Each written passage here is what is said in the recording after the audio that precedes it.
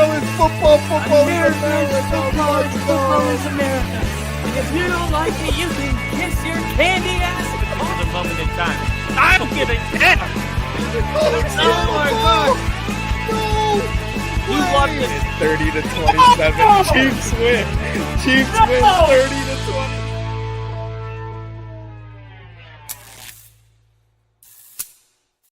Woo! Ladies and gentlemen, welcome to the Only Football Podcast. We just saw the Rams take the opening drive, move down the field, converting on multiple first downs, and then eventually multiple fourth downs. Then eventually they got stopped on fourth down. The Seattle Seahawks take over, and they score on what I believe was like a 3-play drive. These uniforms Seattle's wearing tonight, definitely the story of the game for me. I'm just kidding, but seriously, they look like the Oregon Ducks. I've never seen these uniforms. I didn't know they existed. They're insane. You have to see them. If you're not watching the game, find it and look at these uniforms. We got the one, the only Ginger. Oh, what's up, Ginger? How you doing, buddy? 1 second, all right? I'm still getting set up.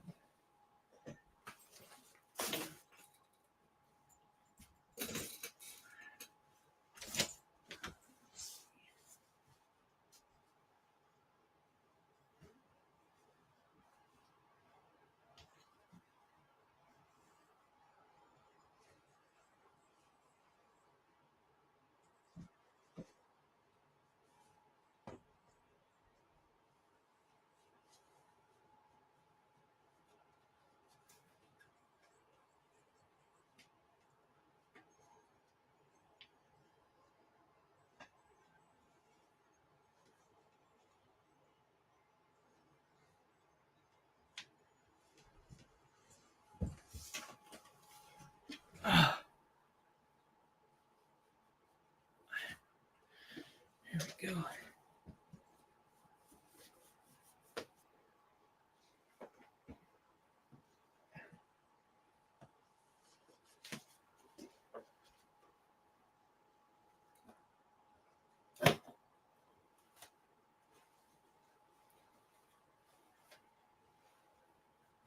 There we go.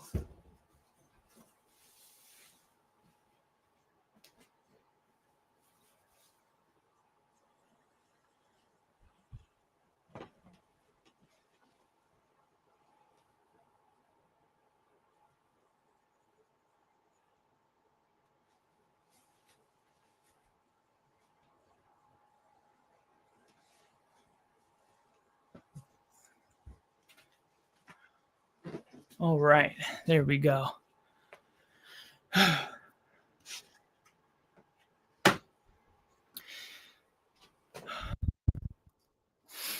We got the one and only Daniel Berry Sports Highlights. How are we doing, brothers?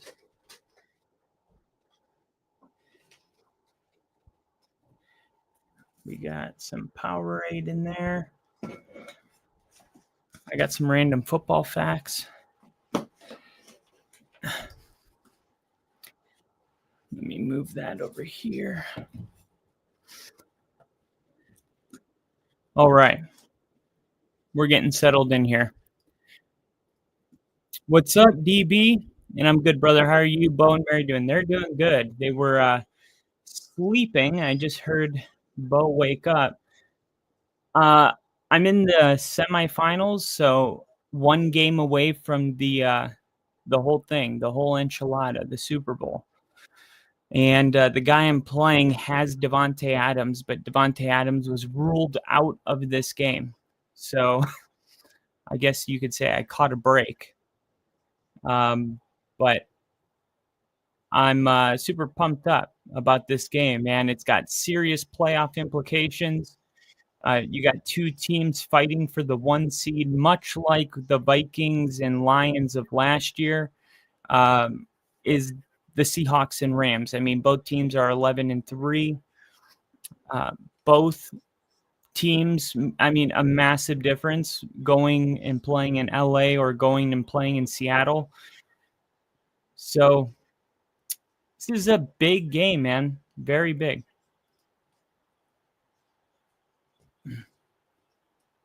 This game's in Seattle. The weather looks fine. Matthew Stafford throwing.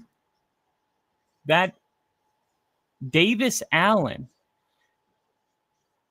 We're seeing a lot of double tight end formations for the Rams today. We've seen, they're lining up with 2-3 tight ends at times. Let's see.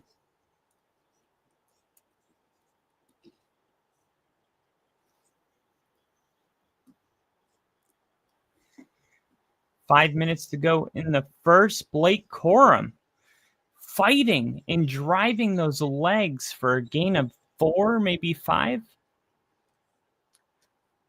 Let's see. Of course, we got some bets in today.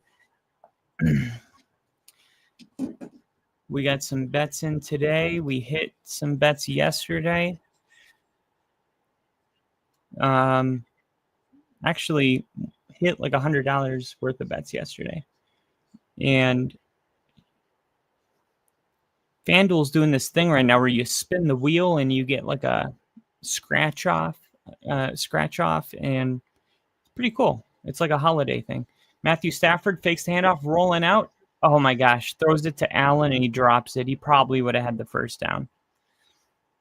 Ooh, I got a live profit boost available. Kyren Williams to score 2 touchdowns is at plus 1,200. And with the way that they're running the football, or they're going to have to, I think that's a good move.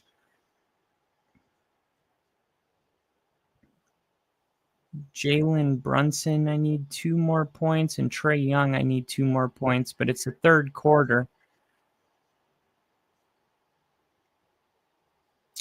Stafford taking a shot downfield, not even close. 3rd and 5, and he was taking a shot downfield. All right, so we got a couple. Sam Darnold, 150 passing yards. Matthew Stafford, 150 passing yards. Puka Nacua, 80 receiving yards. JSN, 70 receiving yards. Matthew Stafford and Sam Darnold to each record 30 passing yards in each quarter. Right now, Stafford has 39 and Sam Darnold has 55. Crowd roaring. Here it is. 4th and 5. A contested catch by Puka Nacua. That was not an easy catch.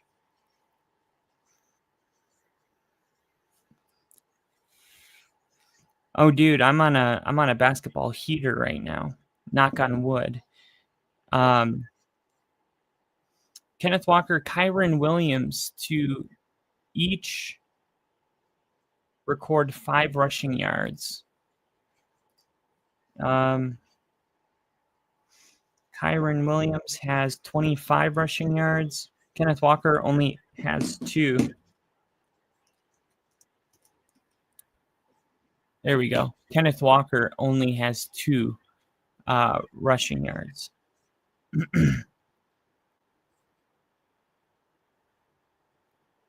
JSN and Puka Nacua to record 10 receiving yards in each quarter. Well, receiving-wise, JSN hasn't caught a ball yet.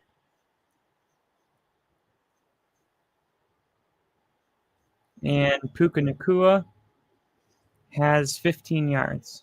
So just waiting on. Wow, 1st and 10. Stafford on the run, and now we're gonna get maybe a handoff here from the 3-yard line.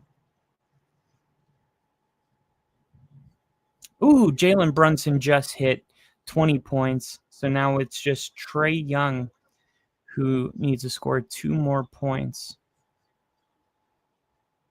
And it's the 3rd quarter to win $40. I've been doing like high probability ones, like $25 to win 40. It's been working out for me. Blake Corum, who's been getting a lot of the red zone carries. Matthew Stafford, Sam Darnold, 25, or 15 passing yards in each quarter. That one I put 33 on to win 70 because I just figured it was more likely than 30. The 30 passing yards I put 5 on to win 32. Each team to score 1 rushing touchdown and 1 passing touchdown in each half. That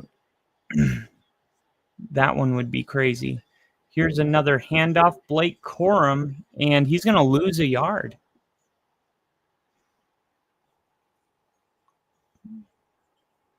And there's only 2 minutes left, and I need JSN to get a catch. So I hope they get a stop here.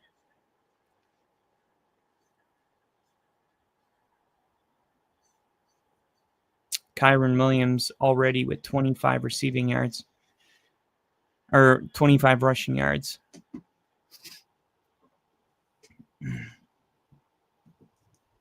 Here we go. 3rd and goal. Puka Nacua. He's going to be marked short. Nakua's hurt. Nakua's laying there.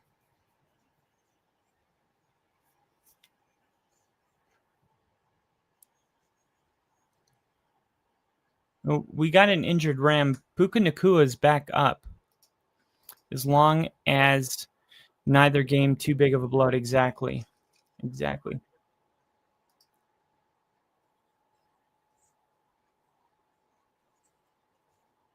Puka Nacua, is this a head injury? Ooh, I wonder if they would put him in concussion protocol because he was slow to get up. Very interesting. Very interesting.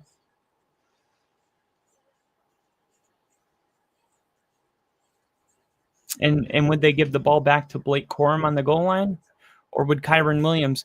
Remember, Kyron Williams fumbled the ball on the 1 yard line on Thursday night against the 49ers. And I'm just saying, we've seen a lot of Blake Corum since Kyron Williams had that fumble, specifically inside the 5 yard line.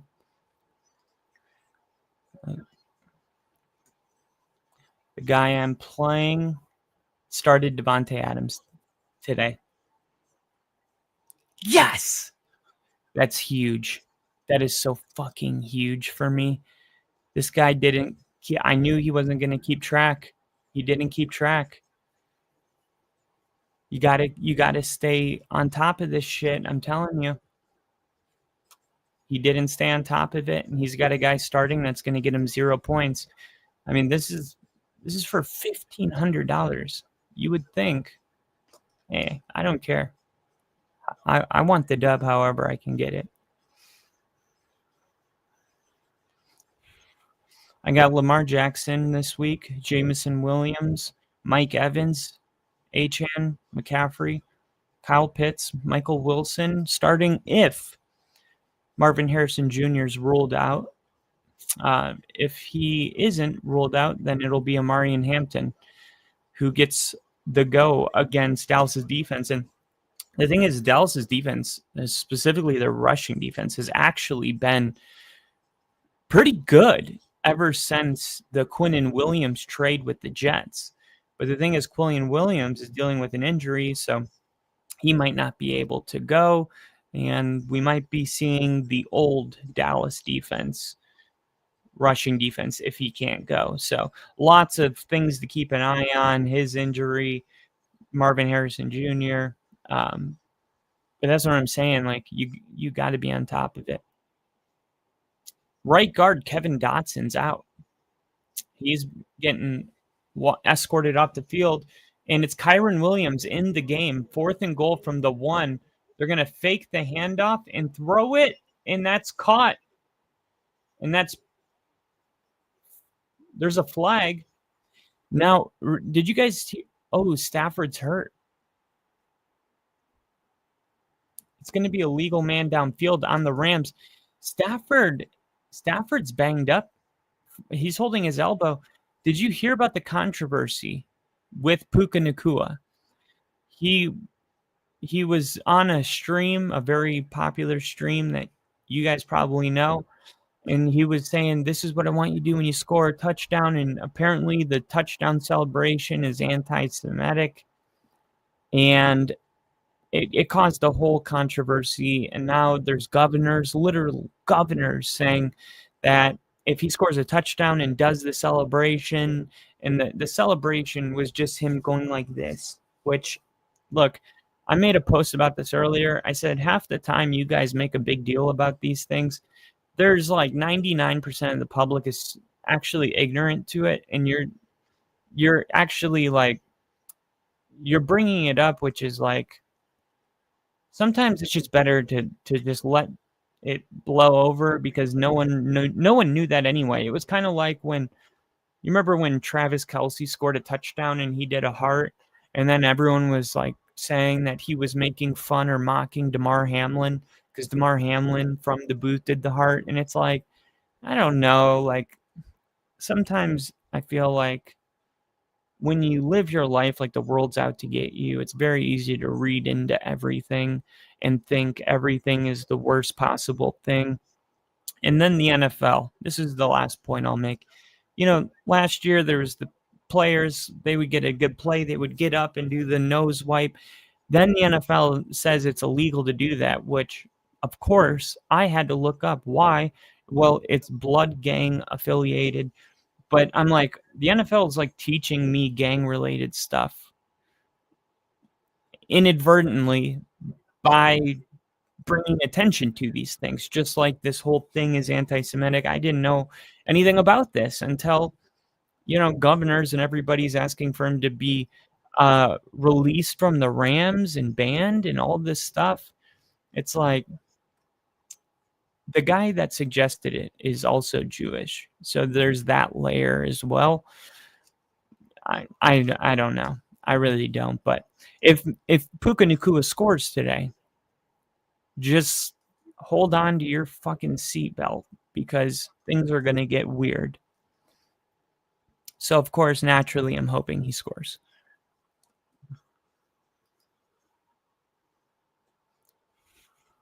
Lawyer used LeBron James doing the slime motion as defense for it not being gang related. Oh, I didn't know that. I didn't know that.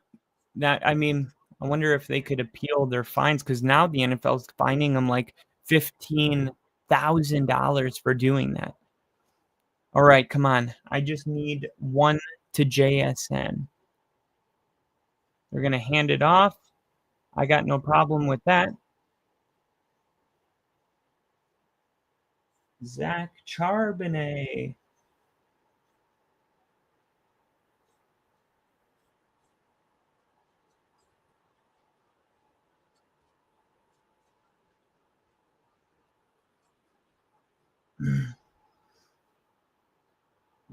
Charbonnet, 12 rushing yards. Let's see if JSN gets involved. Here's going to be a throw. This is going to be, a drop. That's going to stop the clock at least. That was the tight end Barner. Have you seen these uniforms before? It looks like something the Oregon Ducks would wear. This color green is almost more of a Jacksonville Jaguar green than it is a Seattle Seahawks green. Seattle Seahawks green is like these shorts. The green on the field's more of a teal. All right, it's JSN time, baby. Oh, incomplete.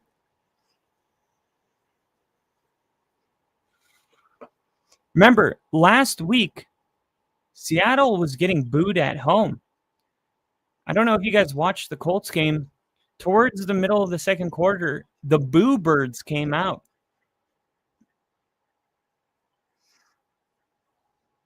Sam Darnold just a tick late on this throw and allowed the defender to close on JSN.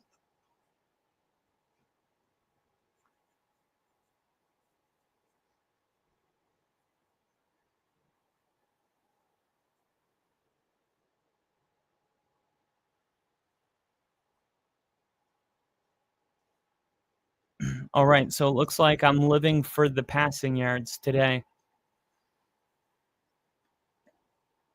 I like the retro. Yeah, same here. Same here. All right, I'm going to fill my water up. Don't leave, or bad things are going to happen to you.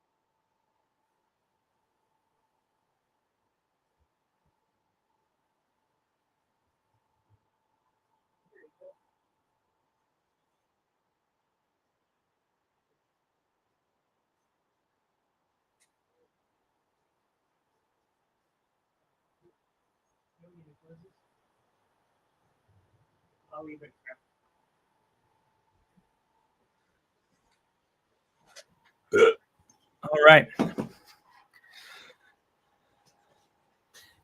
Well, shit. I told you, bad things.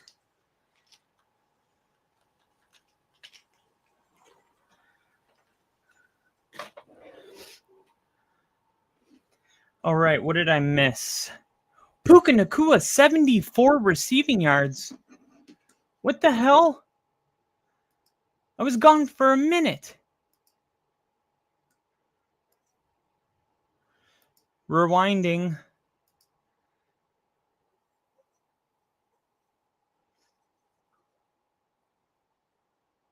I'm so glad I don't have to play this guy. I don't think.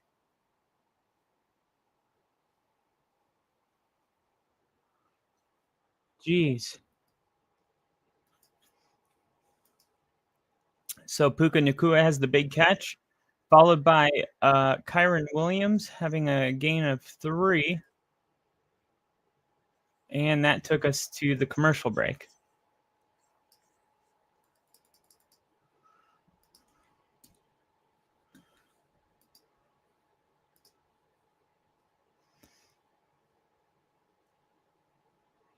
All right.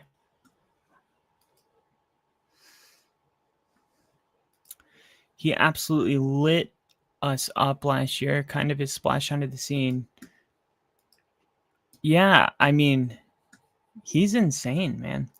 But you got to wonder, like, how much of it is Stafford, because it's like, I mean, obviously he's a great receiver, but man, you just wonder sometimes, like, how does this guy like get unnoticed and go in the 5th round? You know what I mean? Like somebody that is that good is, I mean, not even in the same world as like JSN, draft grade wise, JSN, Justin Jefferson, Jamar Chase. Like there's these receivers that's like, yeah, we know these guys are good coming out of college. And then, you know, there's like these guys that are insanely good that get drafted in the 5th round. And it's like, how does that happen?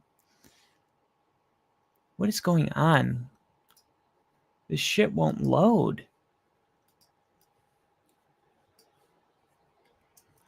Prime. Let's go. I don't have time for your bullshit. I'm streaming. Watch live broadcast. Thank you. Just in time. All right. So second quarter starting. All right. Let's go. Passing yards. Give me 30 from Stafford. Oh, he had Puka Nacua wide open in the end zone. He overthrew him. That would have been a touchdown. Once again, like, how is Puka Nacua that open? It's like, how is he that open? Jeez. Just a little stutter, step and go. And it's like the corner just got burned. Oh, it's starting to rain. Missed. The type of Washington rain that you would expect. Damn. The Rams, man. I know the Seahawks have the touchdown, but the Rams look like the better team.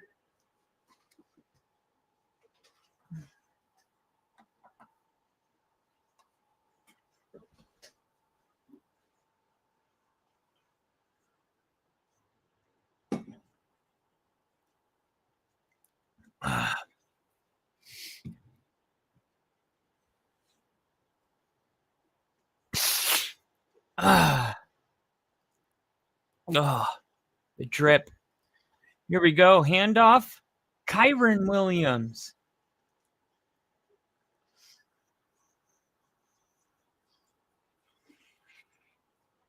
Oh, he's being carted out.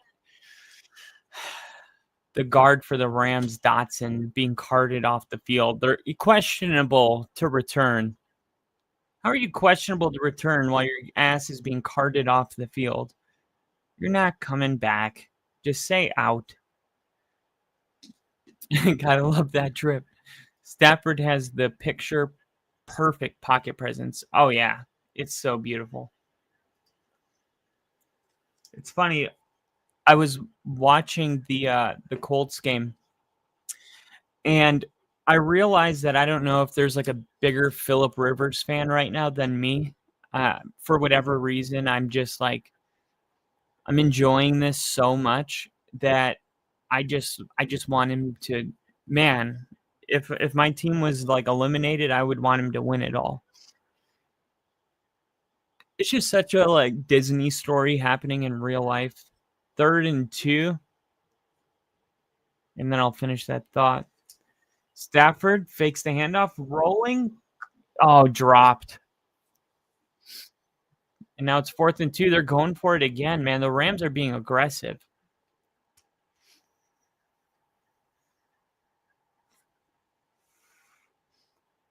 Look at that play sheet. That's all written in pen. That's insane.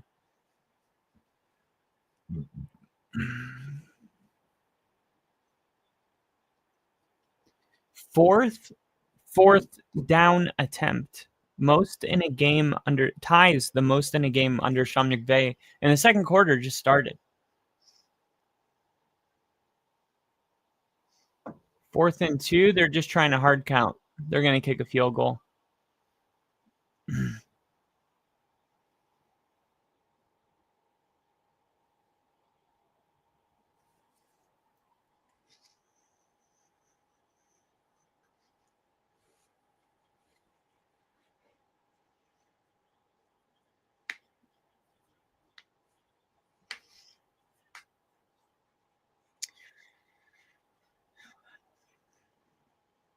Anyway, so I'm watching the highlights of the Phillip Rivers game last night, and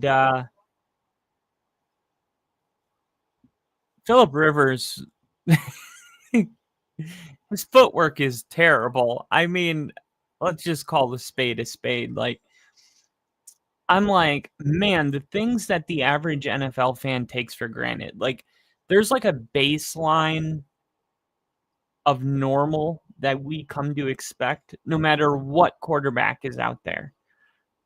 And here's a guy that has been doing this for like 18 years of his life, right? Retires.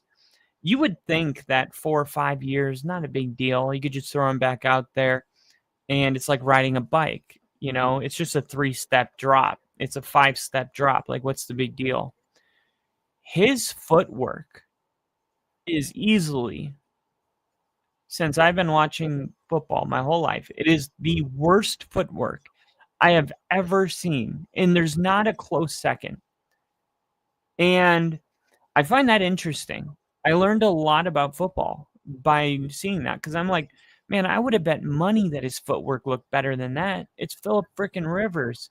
He's played this game his whole life.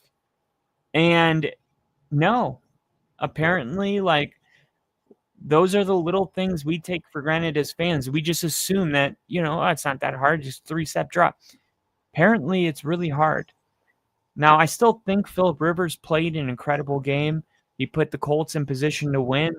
He made some really good throws, and I think they should use him for the rest of the game.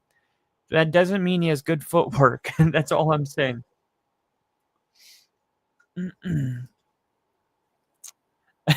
How do you lose the footwork like that? He looked like a pup. I know, and it's not like this guy hasn't been on his feet. Like, this guy's been coaching football this whole time. I mean, and you know what it reminds me of is, like, those who can't do teach, and those who can't teach gym. I'm just kidding, but the those that can't do teach. Man, I can't believe the only guy that's watched like football documentaries or like this series Quarterback on Netflix that saw like Patrick Mahomes' coach, and I'm like, man, his coach, like, if push ever came to shove, he probably could go in and do a good, play a good half if he needed to, because he's, teaching Mahomes how to do it. And it's like, man, it just, again, it taught me. It's like, no, that's not how it works. Like, you can be an amazing teacher. It's like, I don't know how to do it, but I know what it is supposed to look like, and I can do it in slow motion. But in a game, I could never do it. But yet Mahomes, the greatest quarterback in our like league right now, is paying the guy that can do it in a game to teach him how to do it. It's interesting, man. It's really interesting.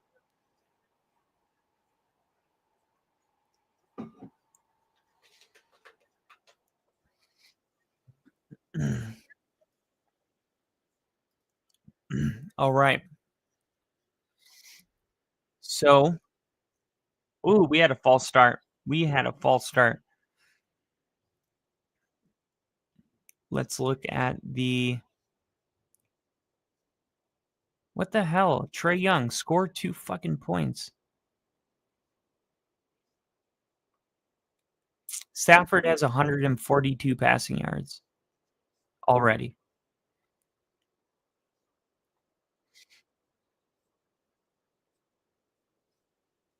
Play by play. Play-by-play. Second quarter started right. Darnold stepping up into the pocket, only gaining a yard. Man, Seattle's offense has just been bad now for 6 quarters. Going on 6 quarters. This is like something's going on. Okay. So, okay. Stafford had a 19-yard completion in the second quarter. Okay, so he's got 19 passing yards. Stafford has 19 passing yards.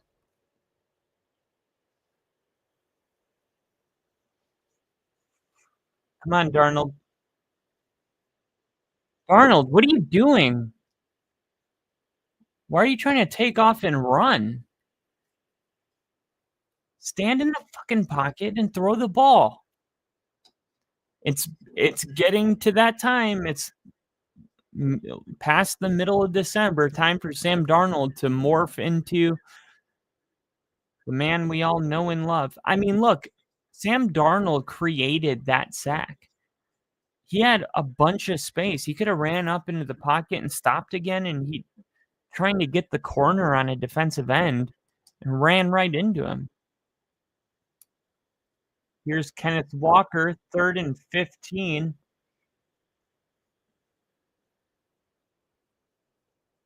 And the crowd's not going to like that.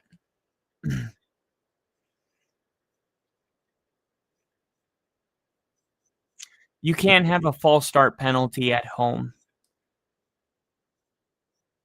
You just can't do that.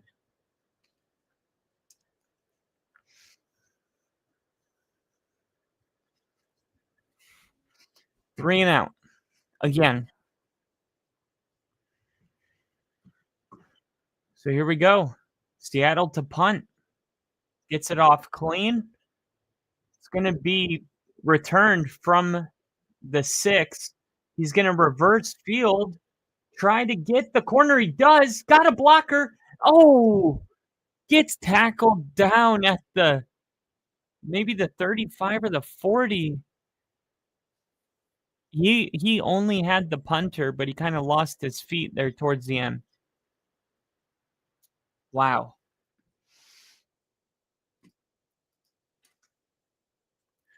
The guy I'm playing is starting Raheed Shaheed. And Rashid Shaheed. And he's with the Seahawks. He's got no catches.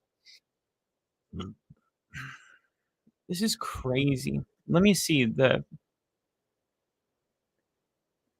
where's the other game? Here it is.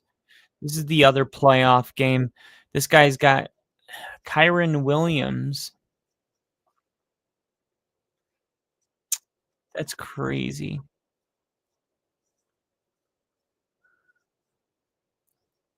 So I'm going to show you guys. This.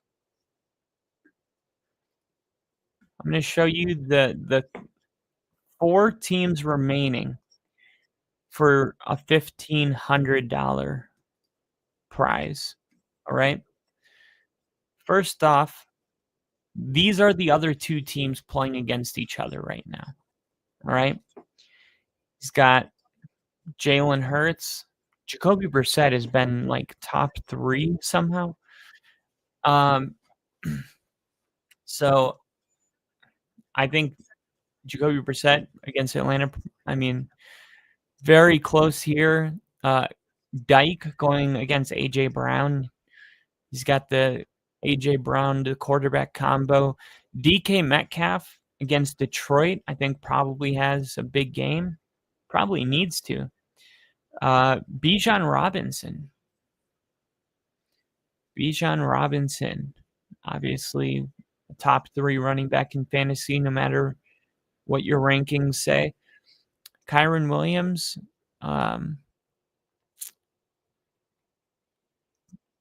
Jawan Johnson, Travis Etienne Jr. That's a solid flex. What did he have last week? points-wise, I bet he probably had like 30 points. Still, and then here's Jonathan Taylor, because I traded him, Jonathan Taylor. He gave me Achane. Here we go. Handoff on first down. And Kyron Williams picks up 9. No, that's Blake Corum.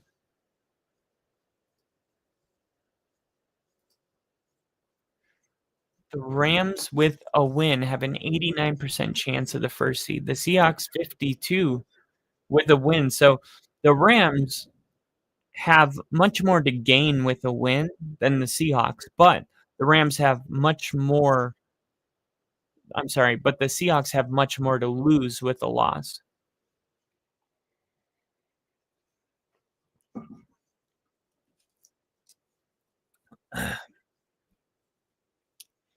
Stafford 8 for 13, 142 yards.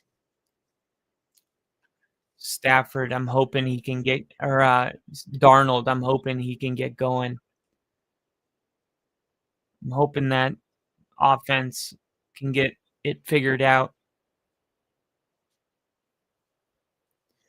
1st and 10. Handoff again. And, man, the Rams are just saying, hey, we're just going to run the football until you can stop it.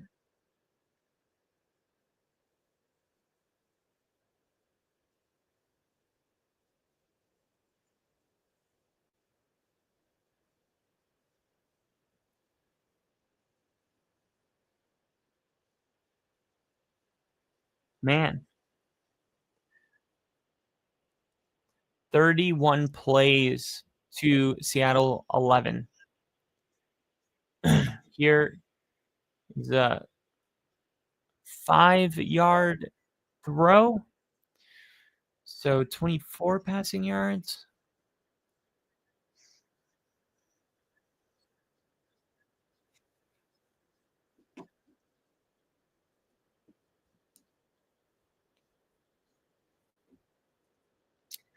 Third down. This is when Seattle gets loud, and man, does not feel like Seattle's winning this game, but they are.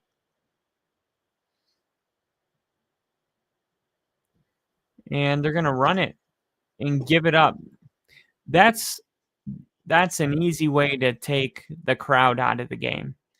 Do nothing on offense and give up a first down on 3rd and 2 by a run. What is this going to be? Death by 1,000 cuts tonight?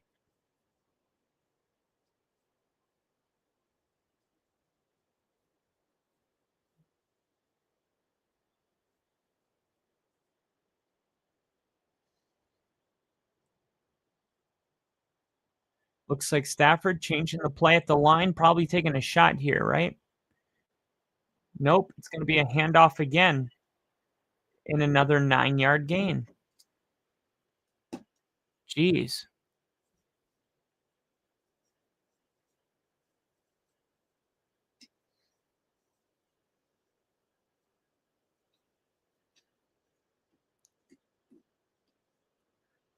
The Rams have only thrown it one time on this 7-play drive.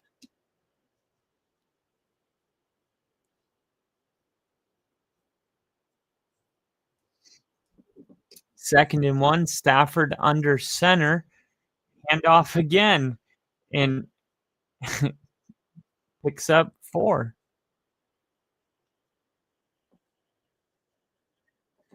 And the Rams just run after run after run.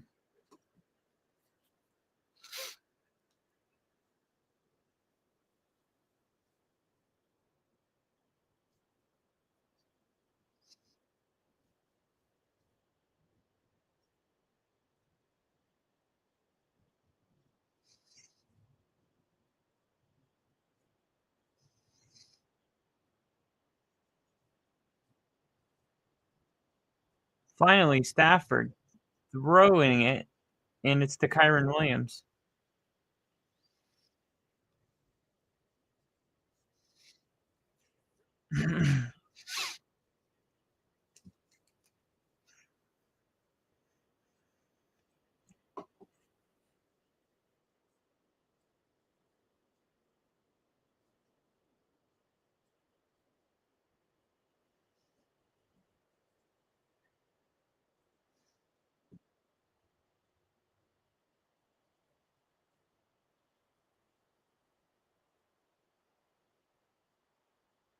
Oh, that's why Trey Young doesn't have the point.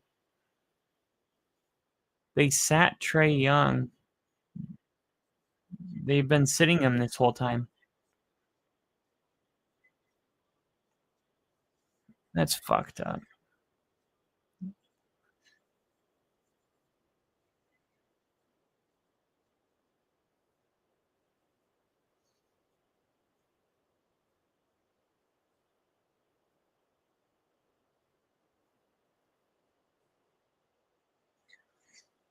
First and goal from the 9.5. Here's a Kyron Williams carry all the way to the 3.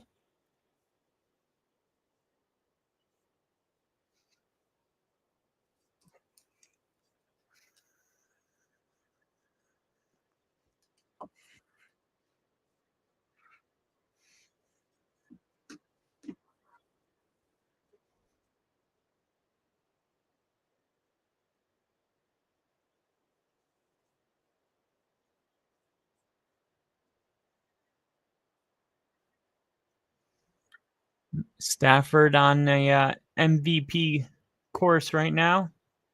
Throw, touchdown. Terrence Ferguson.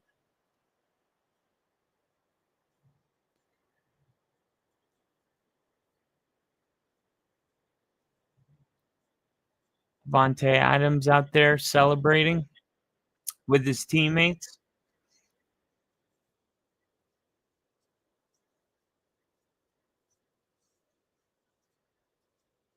Wow.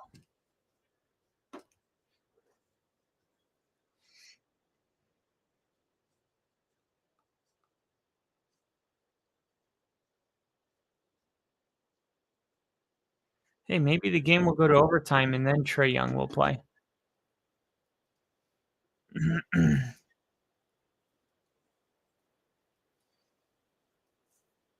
Shit.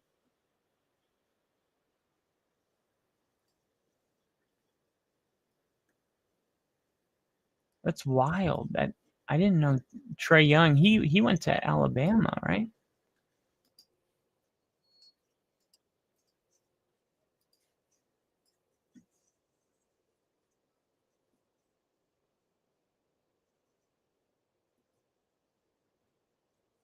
All right. I got both games now.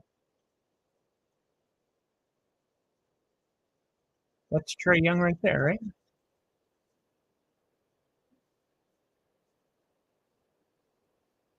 What number is Trey Young?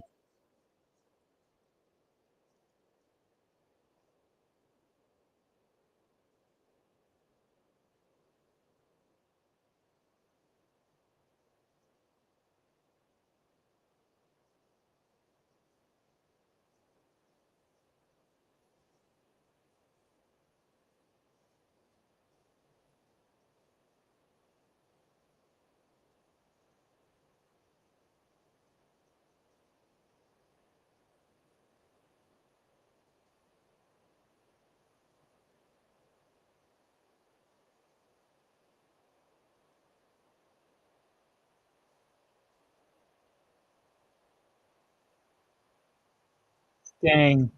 1 minute left to go in the Hawks game. Hornets up 3 with the ball. 1 minute, 7 seconds.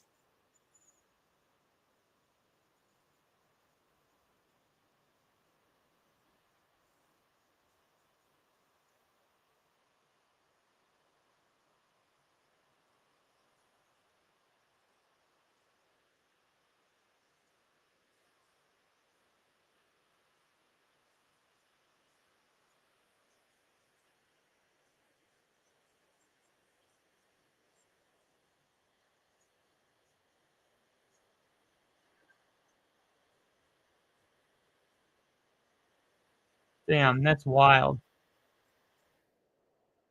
That's wild. Let's see here.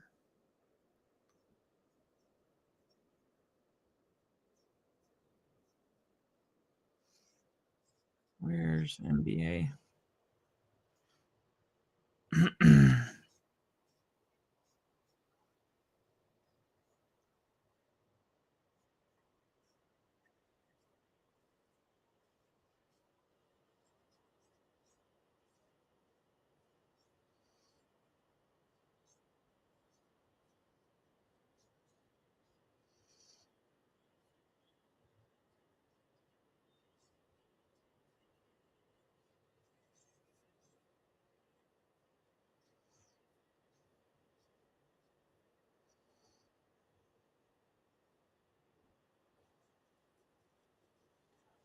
Here we go.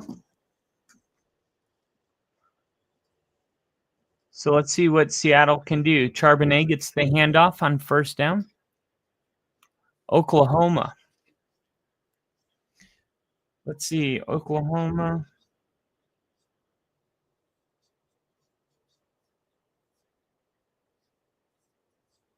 The Lakers. We got the Warriors. Let's see.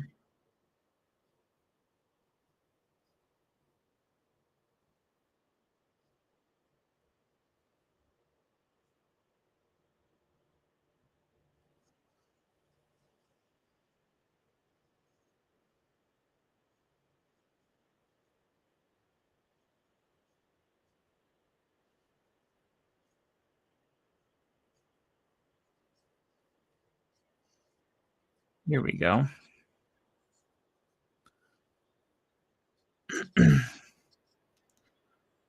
My favorite thing to do with Golden State Warrior games is to bet on threes.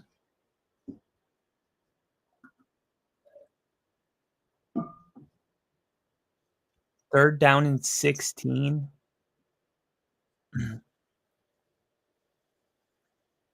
What are they doing? Wow. And Kenneth Walker picks up a first down on a run.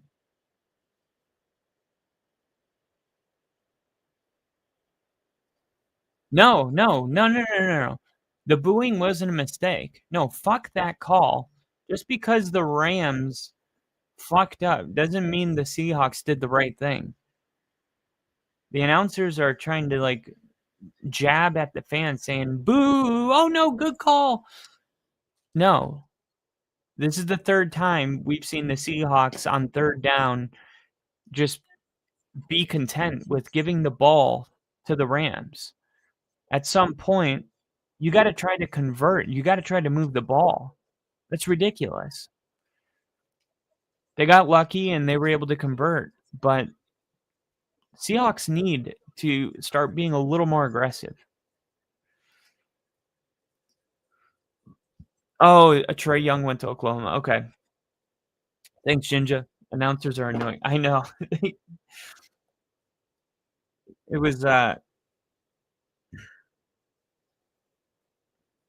was definitely like justified, the booing. The booing was justified. Let's see.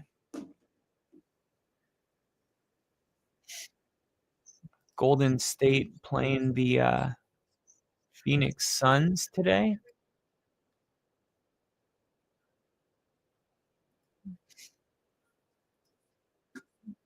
That's fun. What other game do we have? 2 rewards available. 50% profit boost for Alabama and Oklahoma. Let's see. We got 2 games starting at 9:10. Sacramento Kings and Trailblazers.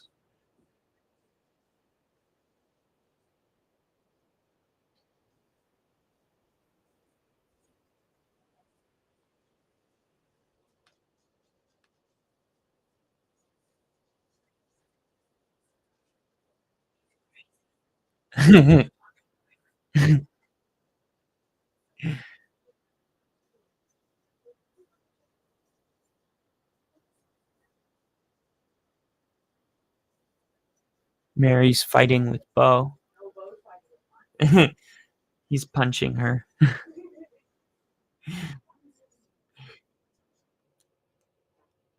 He's doing it on purpose.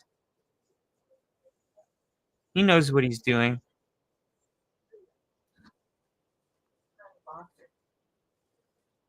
Cute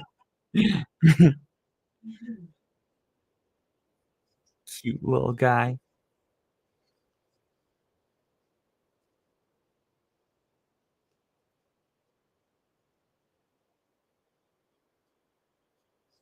All right. JSN, finally, welcome to the game. 1 target. He had 12 targets last time they played the Rams. 9 catches for 105 yards.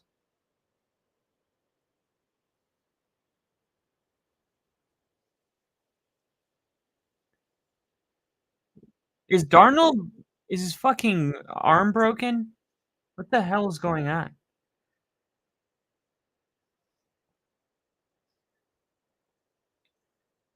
Throw the ball.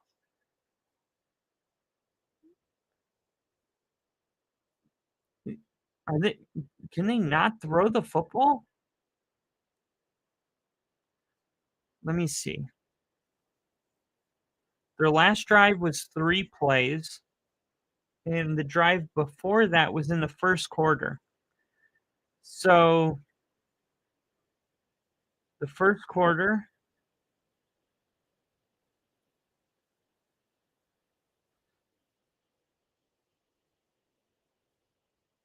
this drive started, yeah. So shotgun, scrambles, 1 yard, sacked.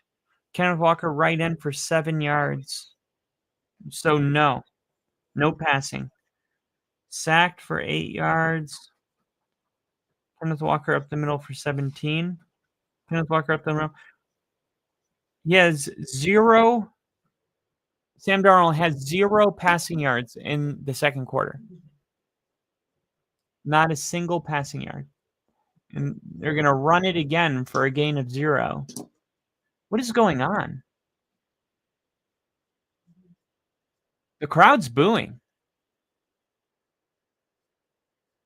The Rams are calling a timeout. They're like, well, shit, if you guys don't want to win, we want to win the number 1 seed, which is up on the table tonight.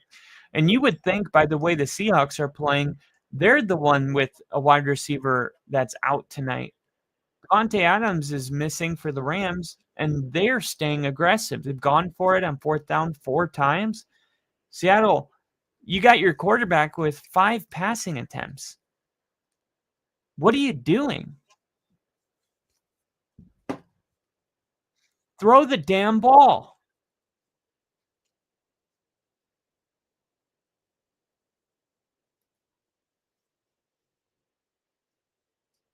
If he's been sacked twice on 2 dropbacks, he just doesn't want to throw the ball.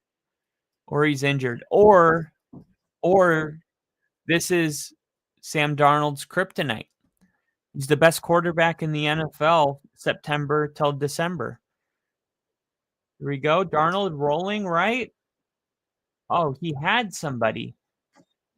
He had somebody downfield. Is he scared to throw? That's one of my friend's sisters, that referee, the woman.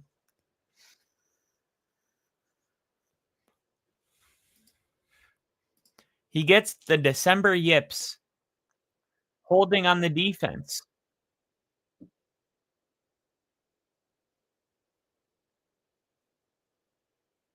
What the hell, though?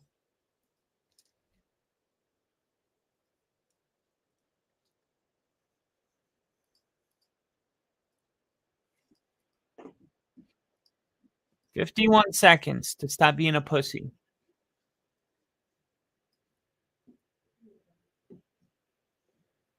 Here we go.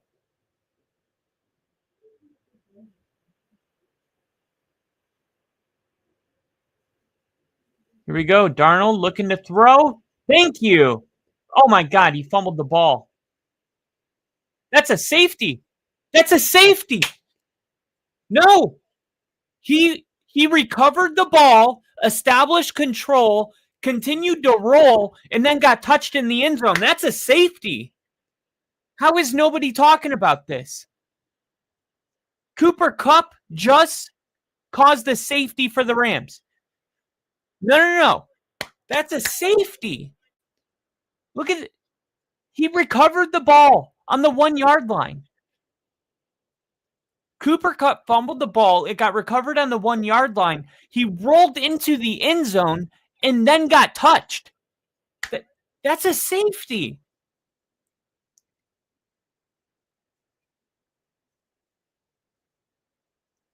It's a safety.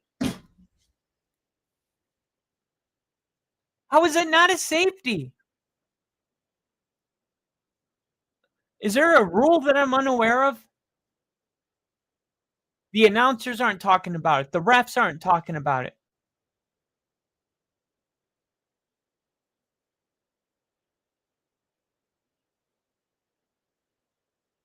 No way. How are we not?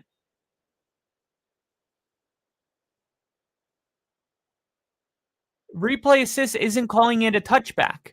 Why? Why?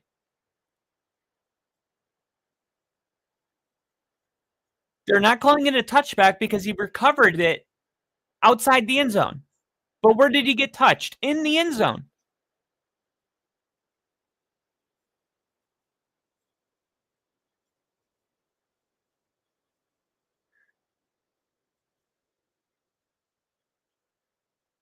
That's Seattle's end zone. What are we talking about here? A touchback? How would that be a touchback? No, the ball didn't. No, oh my God. He recovered the ball outside the end zone. Are- are- Seattle's going to call timeout here. This is a fucking safety. Ginge, are you guys watching the game? What the fuck is going on? Throw it down there. How close to the goal line did the play start? Dude, he recovers this ball. He recovers this ball on the 1 yard line, but his body rolls into the end zone. And I can prove it because they're saying it's not a touchback because he recovered it outside the end zone. Well, he was touched down with his body fully in the end zone. So if it's not a touchback, it's a safety. There's only two options here, but none of them can be. All right, here we go. Stafford throwing it, taking a shot downfield, caught, incomplete.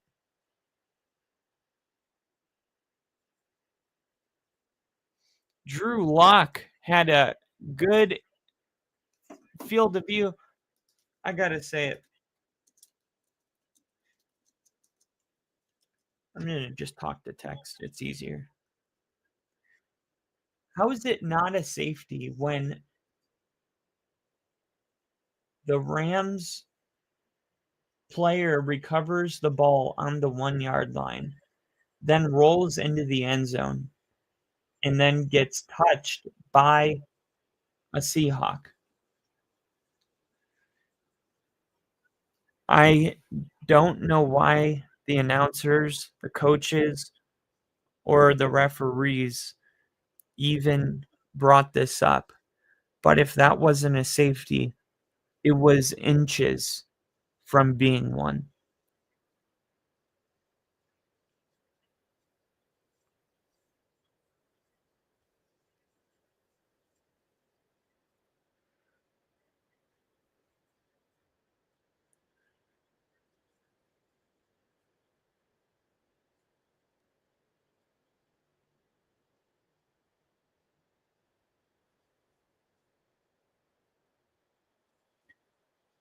3rd down and 5, and they're going to lose yards.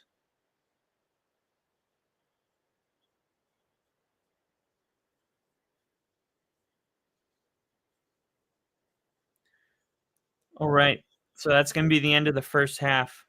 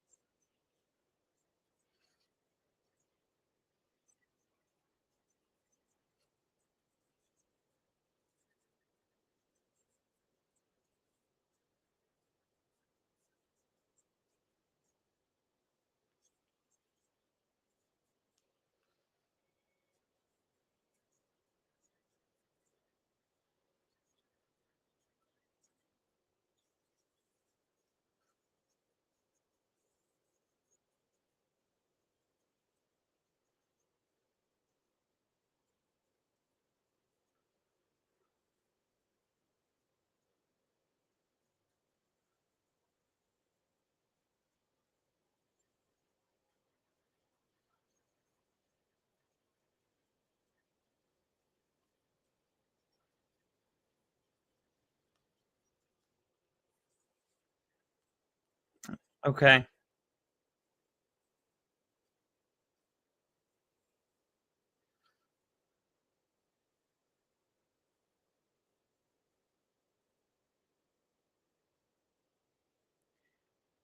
Okay. I looked up the rule and I got an answer.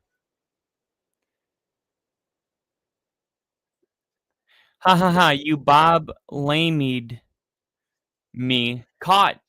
Incomplete. My bad. Oh my god. That the announcer that did that Vikings playoff game where he said it was caught, but it wasn't, and it was like a major playoff game? No, that was a field goal that I think they said he made, and they were celebrating, and then they found out he missed it.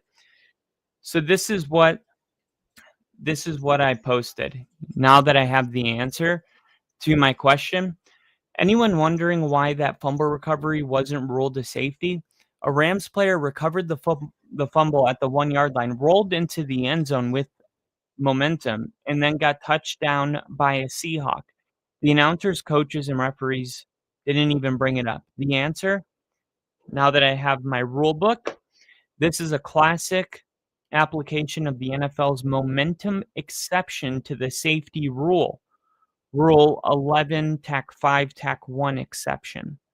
When a defensive player, here the Ram, recovers the fumble in the field of play near the goal line and their unstoppable momentum carries them into the end zone where the ball becomes dead in their possession, it's not a safety. So the fact that when he recovered that fumble, the momentum of his body carried him into the end zone, it's not seen or it's not considered a safety because of the momentum rule.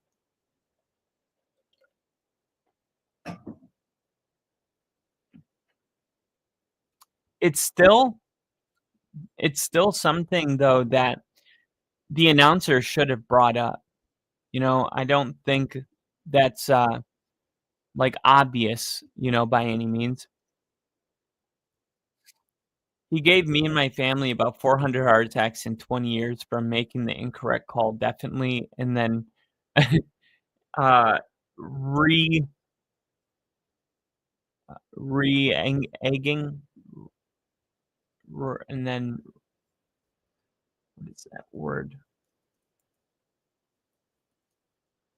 Re-engaging. Re-engaging.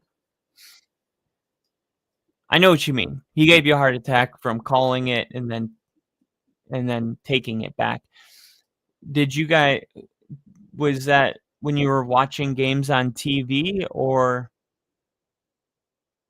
was that like in the car on the radio? Like, what's his name again? Bob Lamey.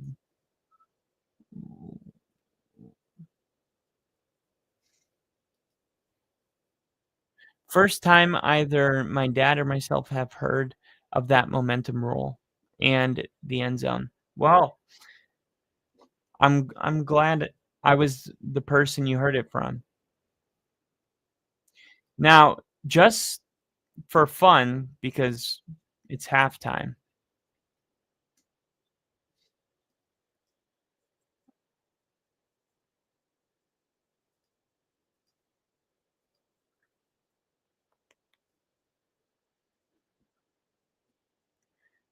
Just for fun.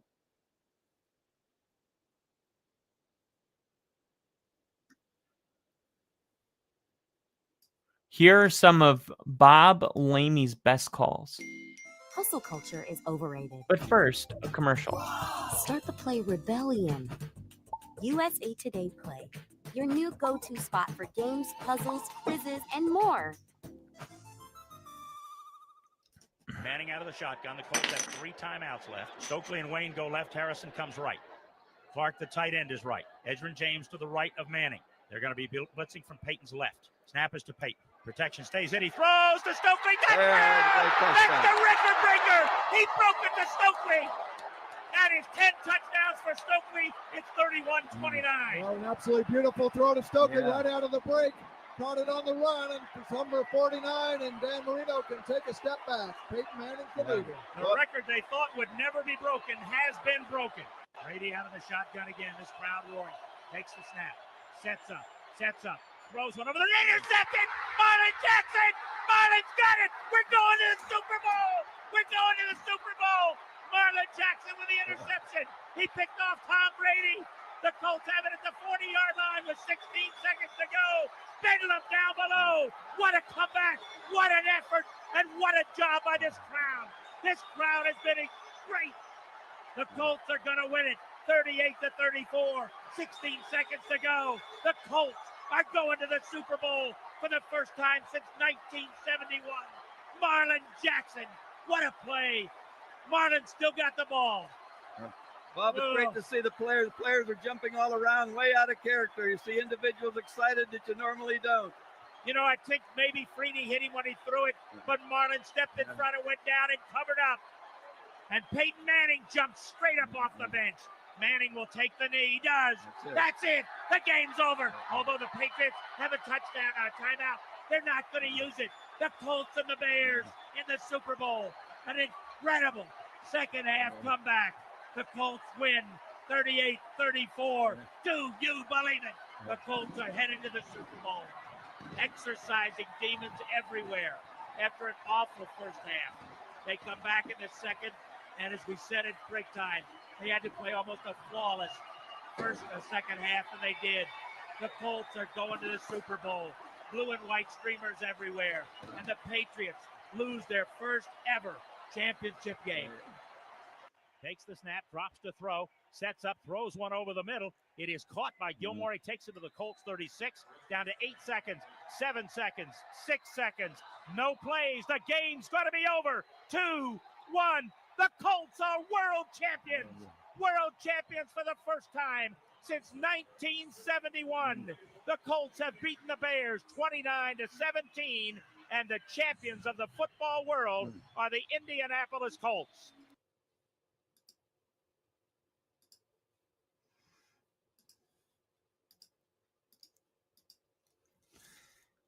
Let's see.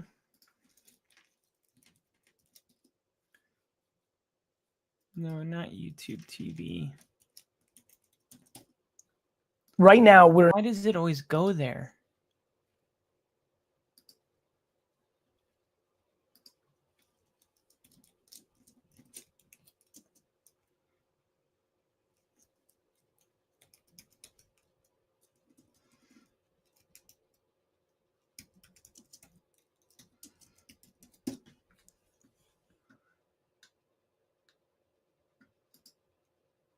Controversial.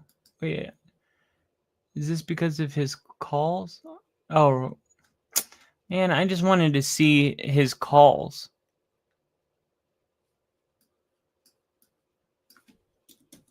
Let me try.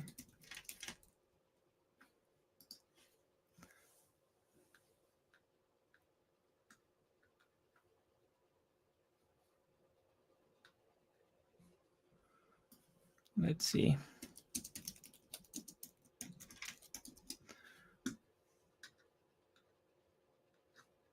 I looked up his best moments, not the most controversial.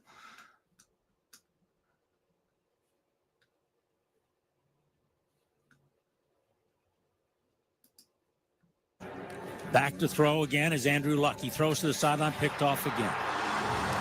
Picked off again. That's the second pick, and that's Hassan Abdullah who picked it off, and the Chiefs have the ball. The third turnover for the Colts, and they've got it at the Colts 18-yard line. On the inside give to Donald Brown. Donald's at the 5. Donald scores! Donald Brown on a 10-yard run. It's now 38-16, and the Colts with a chance to get within 21. That doesn't sound good, but believe me, it is, because there's still 27 minutes left to go in this game. Rolls out to the right side, gets a good block, stays in. Now the Colts got him from behind. That's Mathis. The Colts have the football. Somebody pick it up and run with it. It's out of bounds. Kelvin Shepard had it, but I think the ball initially belonged to Mathis. Look, I'm Bob Lamy. Snap is to Andrew Luck. Andrew throws it out to Donald Brown. Touchdown. Donald Brown followed the blocking in for a touchdown. Now it is 38-23. Second down and 10. The ball at the 12. Snap is to Luck again. Andrew throws back to the end zone. Touchdown. Kobe Fleener. Wide open, and all of a sudden, it's 41-30. Yep, this is the tale of two halves. The Colts just need to keep it going and don't give up anything else. There we go. He will give it to Donald Brown. I'm officially Bob Lamy. Luck picks it up, and Luck scores. Andrew picked up the fumble. I just realized I should probably turn that off before I get in trouble.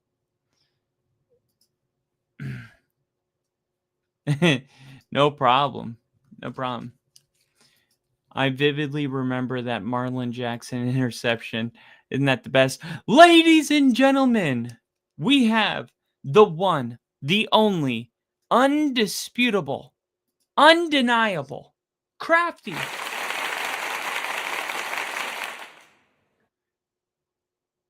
that hat that you had on. Hello, Only Football Podcast. Who's the new face? My name is Bob Lamy.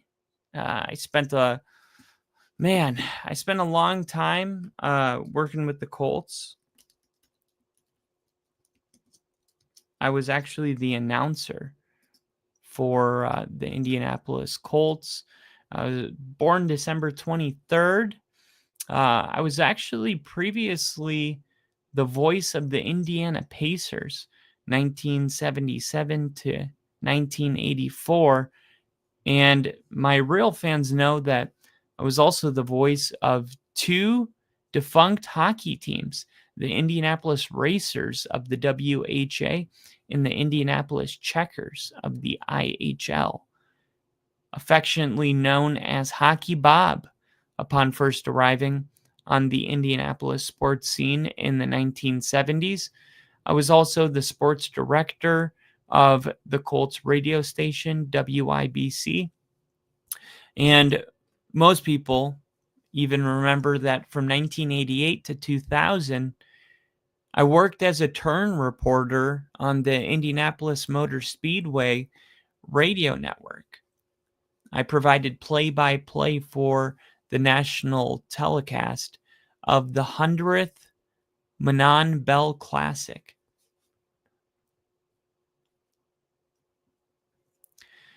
Prior to coming to Indianapolis, I served for 5 years as the voice of the ABA's Carolina Cougars. I served as a sports director of WSOC TV in Charlotte, North Carolina, after the departure of Bill Mouth of the South, Curry. I also broadcasted the Charlotte Checkers in Eastern Hockey League from 1964 to 72. In 2018, I suddenly decided to retire. A report revealed that I used an uncensored slur while telling a story to a colleague that was black.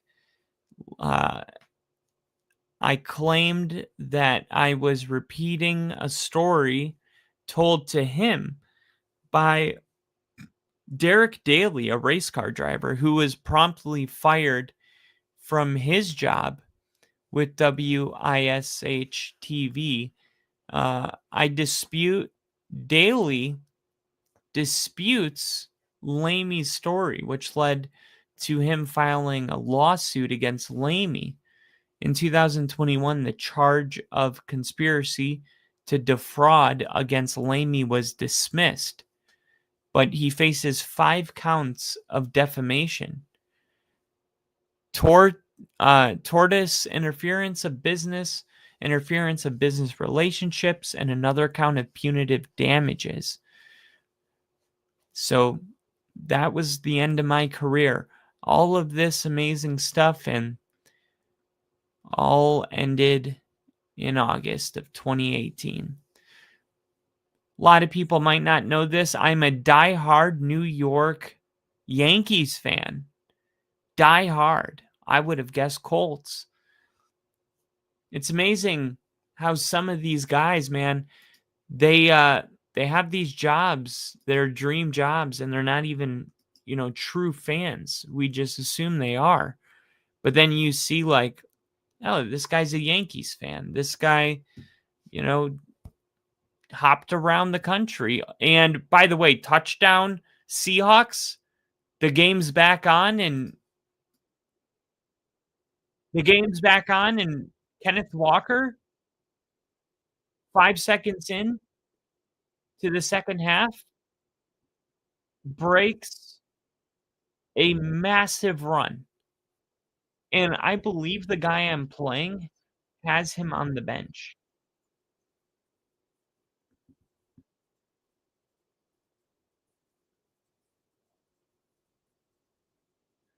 Do any of these guys? No.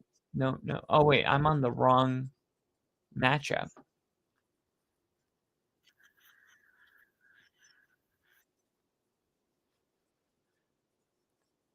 Shaheed, still without a catch.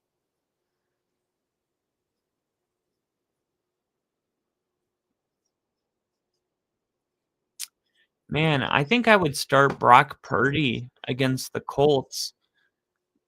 No. What do you think? Josh Allen against Cleveland or Brock Purdy against the Colts?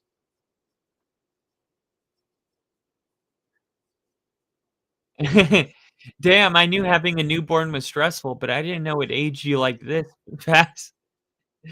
I'm not gonna lie. Crafty, you've earned yourself a... That was good. That was good. Why did you have to snitch, Bob? It didn't end well, LOL. Yo, Crafty, what's up? My bad.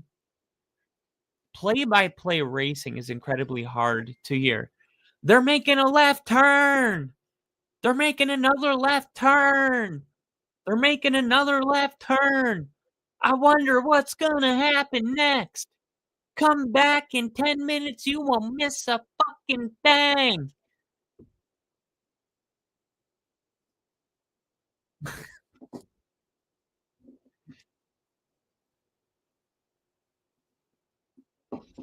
I actually had 3 7-foot shelves filled of NASCAR collectibles when I was a kid. I was a big Jeff Gordon fan. Big Jeff Gordon fan.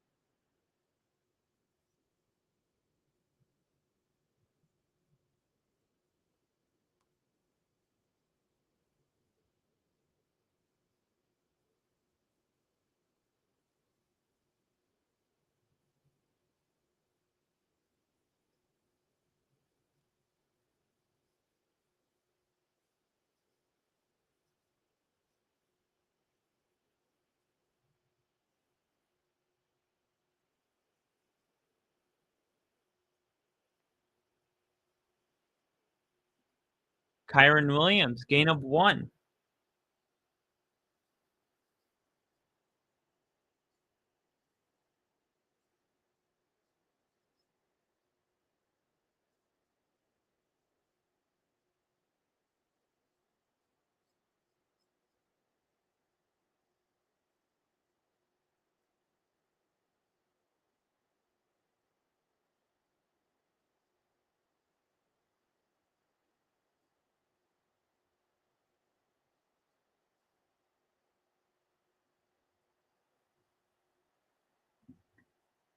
Here we go.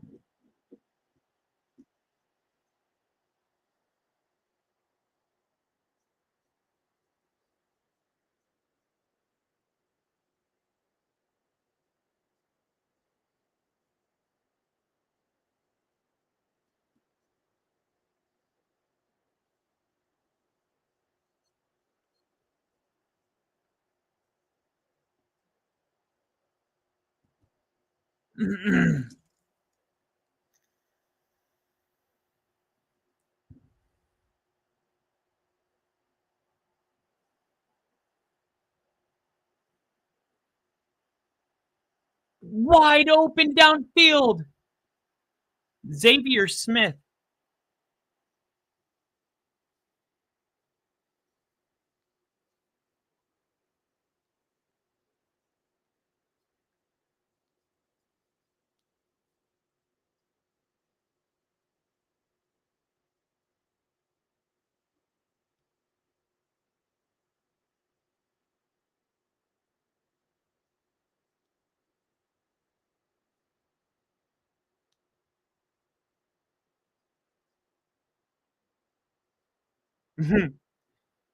This Jacksonville Jaguars fan.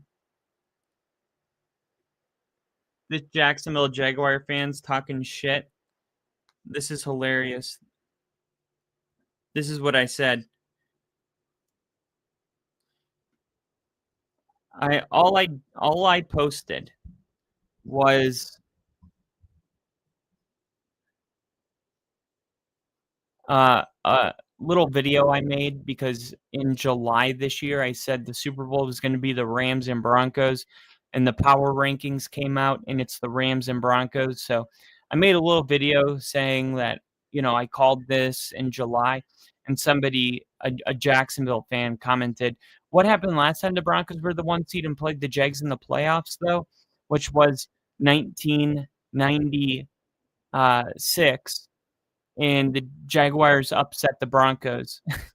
I said, does it matter? How does that have any relevance, right, to this year in the first place? I said, does it matter? It led to John Elway deciding not to retire and winning back-to-back Super Bowls. How many have y'all won? Please remind me. Get fucked. Get fucked. Get fucked. Oh, my gosh. My dad was a huge Jeff Gordon guy. Brothers, number 24 on on the track, number 1 in your heart. Jeff freaking Gordon.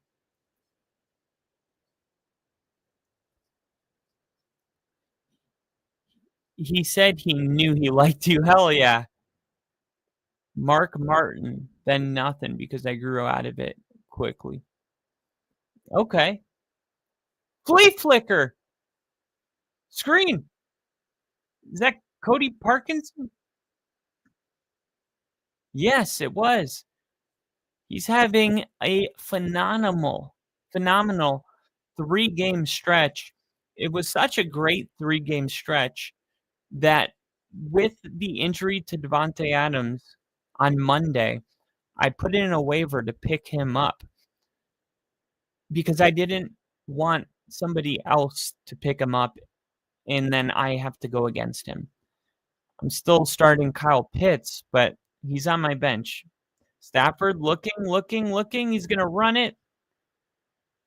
And third down coming up. Jags fan can suck it. Wrecked. Just know that victory was for both of us, to that Jags fan. That was we were on the same page there. Gosh, it felt good too. That was like the perfect response. It doesn't have any relevance to the playoffs this year. B, it led to John Elway deciding not to retire, which in turn, we won 2 back-to-back championships. And it really became like a learning moment, a maturity moment. You could see how mature that team was. They win the Super Bowl against the Packers. And then it's like even that next year, they're 1-0, 2-0, 3-0, 4-0, 5-0, 6-0, 7-0, 8-0, 9-0, 10-0, 11-0, 12-0. And then the whole time, the media is talking about the perfect season. And,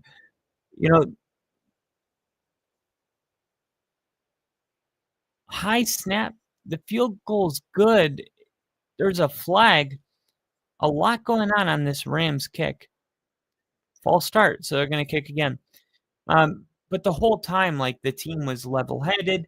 They weren't thinking about, okay, like, they didn't, there was no, like, oh, this is a sleeper trap game. None of that. They ended up losing eventually to the Giants. And getting in, to the postseason as the 1 seed, and the rest, winning the Super Bowl against Atlanta. John Elway riding off into the sunset, announced his retirement right there. Did his official speech shortly after. I look at it like a graduation. We all graduate from high school, graduate from college. I'm just graduating from pro football. Just like that.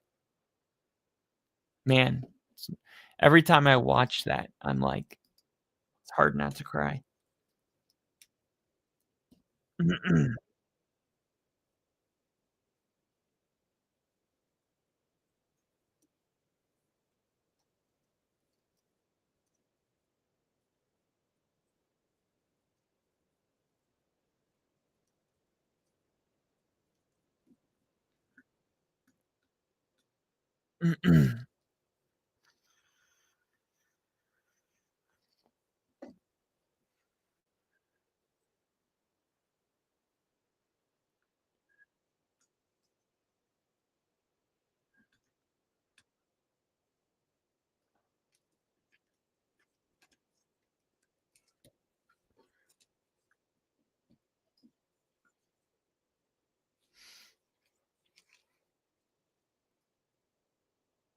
Here it is. John Elway. Well, I said, well, this must be okay. So how did these 3 end up in this Vegas speakeasy with a story no one will believe? It began with I said, it was you. He said, well, you know what? We figured it was a brand new car. And we figured it was somebody with. So I'm trying to bet on the under, but night. This is hard. There's an over/under in the locker room from what I heard last night on how many times I'm gonna cry. So I'm trying to bet on the under, but it's been great, and it was tough. It was a tough decision, but it wasn't. And I really don't look at it as retirement. I look at it as graduation.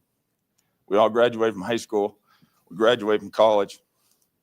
I'm just graduating from pro football. Any other questions? Man.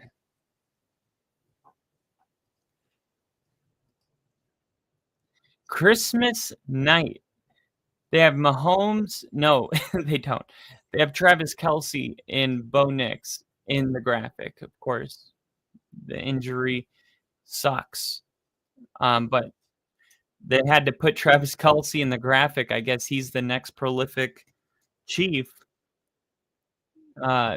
deserving of the.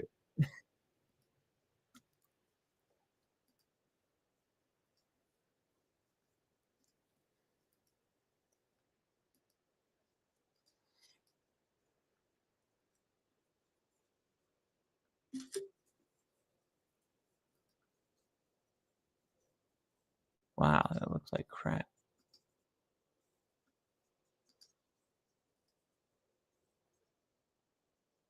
One target, no receptions.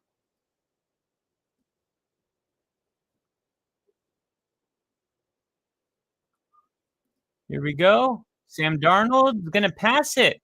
Here we go. He throws it into the fucking ground. Whoa. What is that? JSN was wide open. Darnold steps into the pocket and throws it into the grass.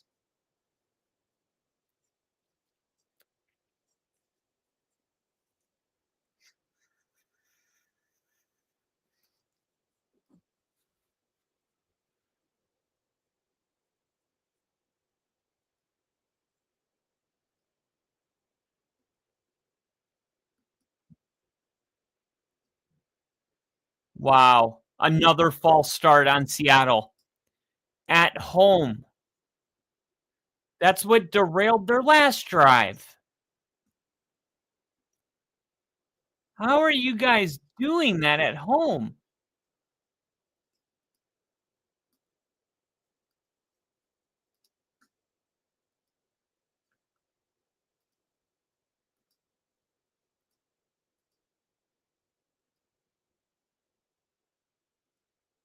Here we go. 2nd and 15. Better not run it now. Darnold looking to pass. Firing. Caught. JSN. First down.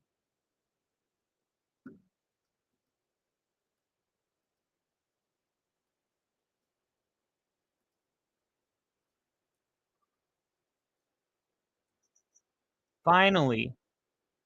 JSN.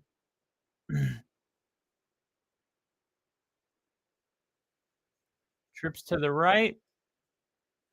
And they're going to run it with Charbonnet.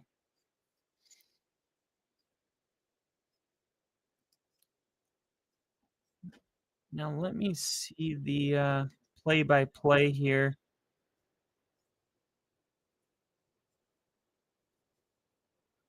Shotgun.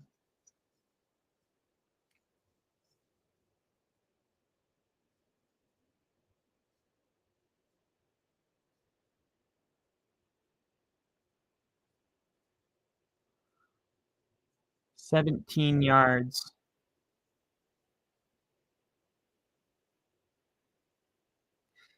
So they gave Sam Darnold 17 yards.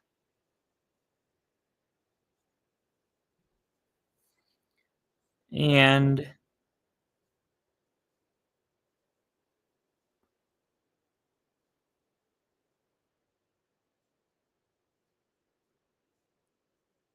that was it. 17 yards.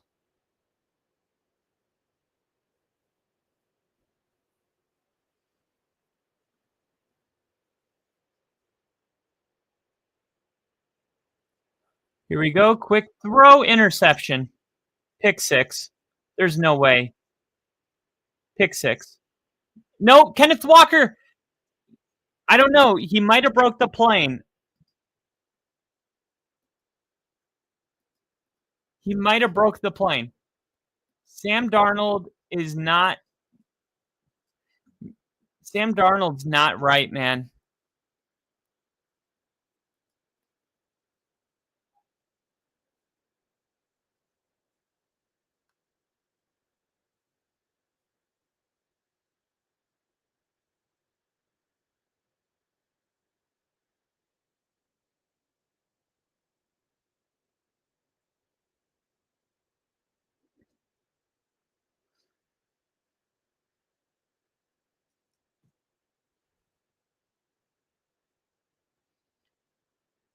Yeah, so it was Matthew Stafford, Sam Darnold had 15 passing yards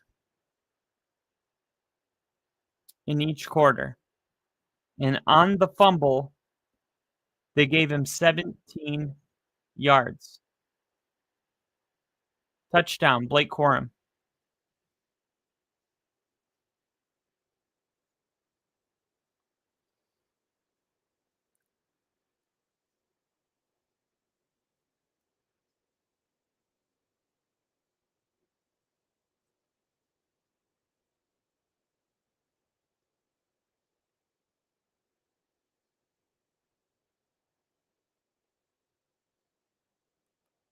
Man, they got the crowd out of the game now.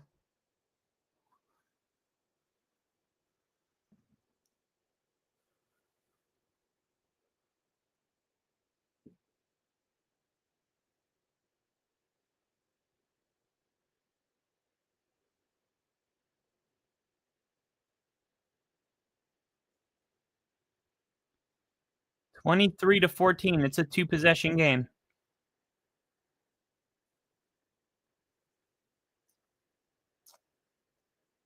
Gonna need to get gonna need to get JSN going.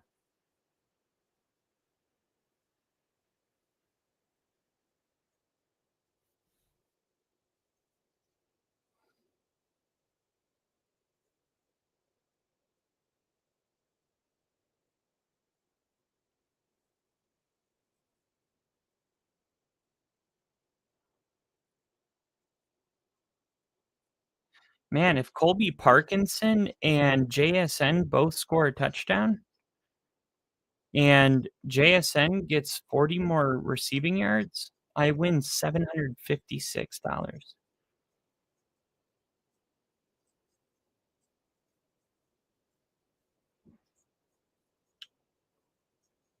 Looking pretty good.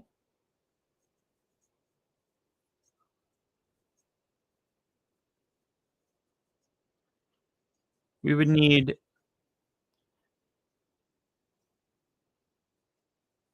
I had Blake Corum scoring a touchdown, Zach Charbonnet scoring a touchdown, JSN and Colby Parkinson. So JSN would need to score in the second half along with Colby Parkinson. And Parkinson needs 24 more receiving yards, and JSN needs 40. That's it. $756. Darnold is a shell of a dude. Darnold just can't help himself against this D. He can't help himself in December. If that's the D you're talking about, that's the D I'm talking about, December. Darnold on his way to being 0-4 in his last 4 meetings with the Rams. And 0-4 in his last meaningful game with the 1 seed on the line.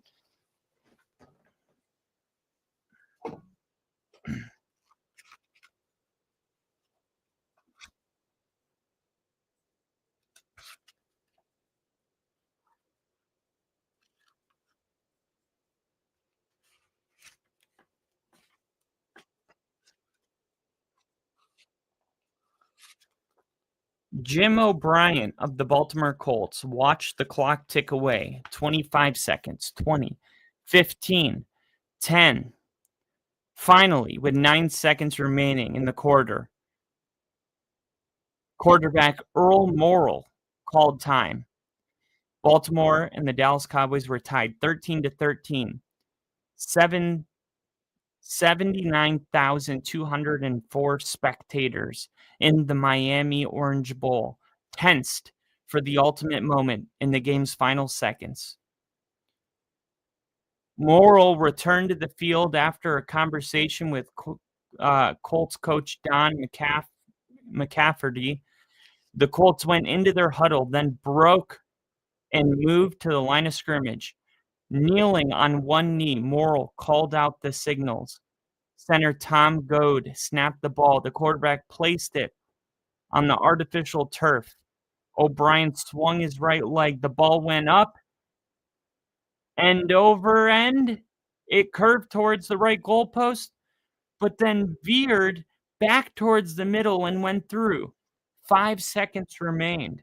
Referee Norm raised his arms to indicate that O'Brien's 32-yard field goal attempt was good. Baltimore had won the Super Bowl.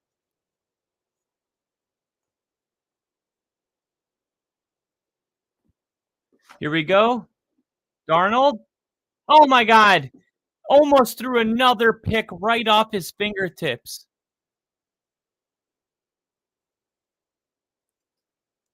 Darnold comes in clutch versus other teams, but this D has him rattled. Watching this dude tonight makes me wonder how in the hell we let him get down the field in 50 seconds to kick a field goal. It's like once in a while, man, it works. You know, he really sees the field well. Good footwork. And big arm. And then at other times, he looks rattled. It's not like he doesn't have the talent. It does appear to be up here. When it does go bad, it's a mental thing. Here we go. Darnold looking to throw, rolling out to his right. Gonna throw it and overthrew it. Intended for Barner.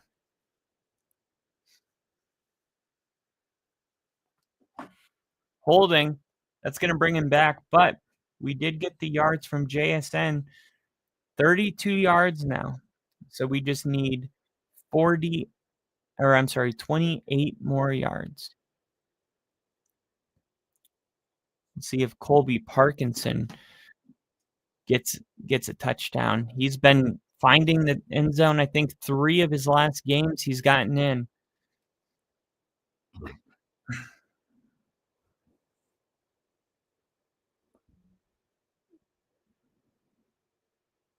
First and 20, 3 yards from midfield for Sam Darnold in a 2-possession game. He's going to hand it off to Kenneth Walker, and Kenneth Walker's going to pick up 1 yard.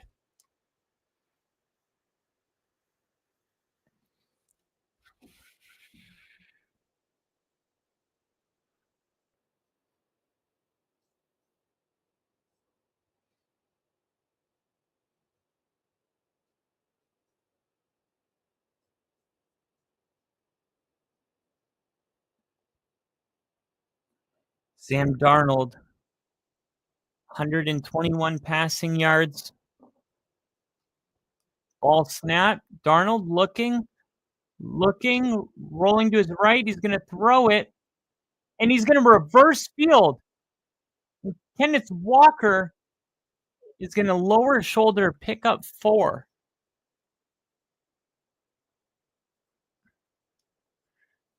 Definitely out of sync.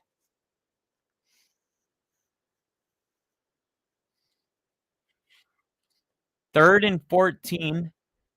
They just crossed midfield.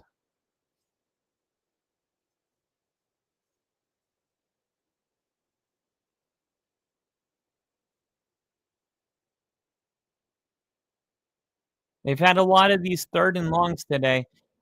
3 times it's been because of penalties. 2 false starts and a holding there. Darnold looking, firing, corner. not even close to Cooper Kupp, and he had Cooper Kupp open. Sam Darnold just not being accurate. Rhythm, timing, ball placement. This is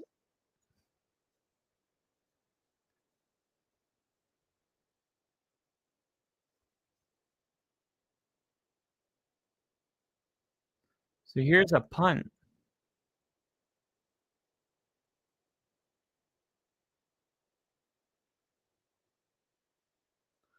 I got to tell you, Seahawks fans are going to lose some confidence. They're going to lose some confidence if things don't change.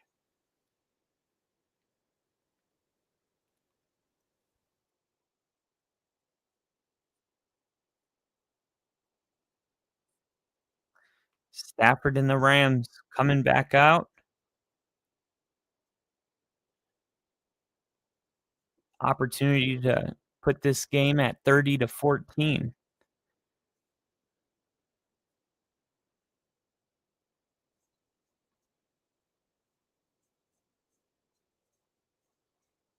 LeBron James has 14 points in the Lakers Utah Jazz game.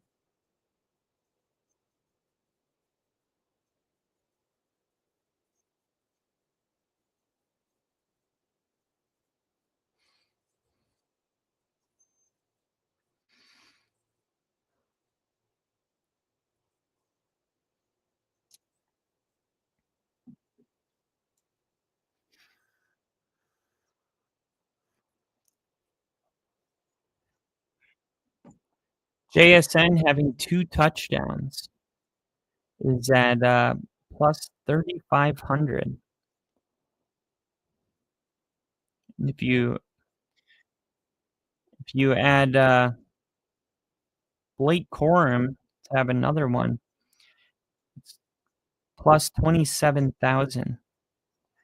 $1 to win 276. Let's say the Seahawks need to make a big comeback, and JSN has 2 touchdowns. Blake Corum gets 1 more on the goal line, 276. I'll put $1 on that.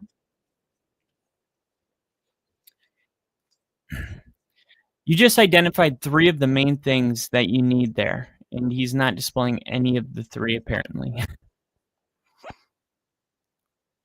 I was negative years old for Super Bowl III, acting like that loss still haunts my dreams.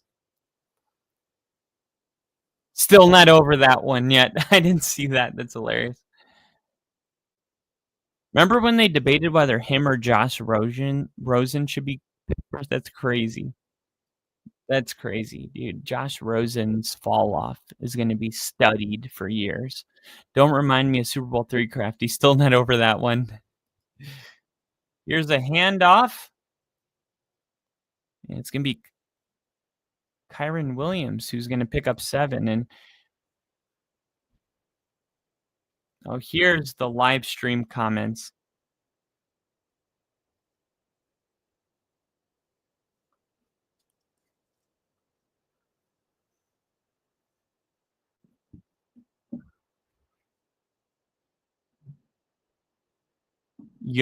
Maybe some guys you shouldn't hang out with. Jesus, these guys are a learning opportunity. People are so fragile. No, I don't think he considers it a mistake.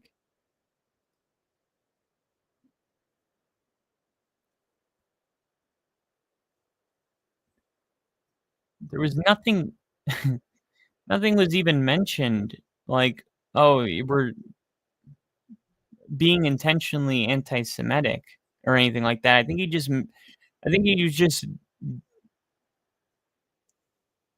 whenever you design a touchdown dance, like there's not always a meaning behind it. It's like when you're making a handshake and it's like, oh, did you know that back in the day, if you clapped 3 times and it means this? And it's like, okay, that I didn't mean that.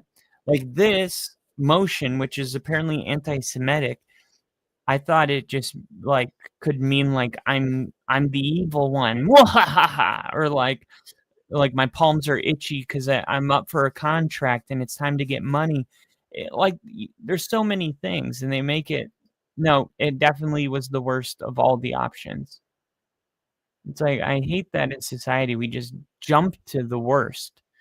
We never give the benefit of the doubt. We force people to apologize, even if they didn't do it intentionally, which I don't think deserves an apology. Like if he did that with a pure heart, not even knowing what this other thing is, why does he have to apologize for it?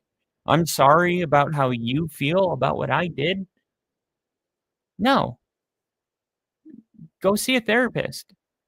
If you're relying on me to make you feel better about something I did in with no ill intent, like that's on you. Maybe go somewhere else with your energy. Focus on something else. Stop micromanaging other people and how they live their lives and who they hang out with. It's so weird.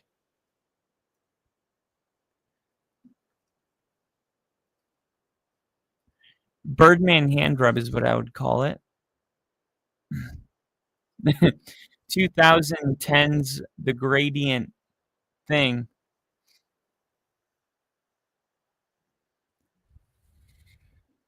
Kind of shitty the way they turned on Darnold after he didn't make the past 2 years. Stafford, Puka, this is going to be his touchdown unless he goes down. Oh, he's down 3 yards short.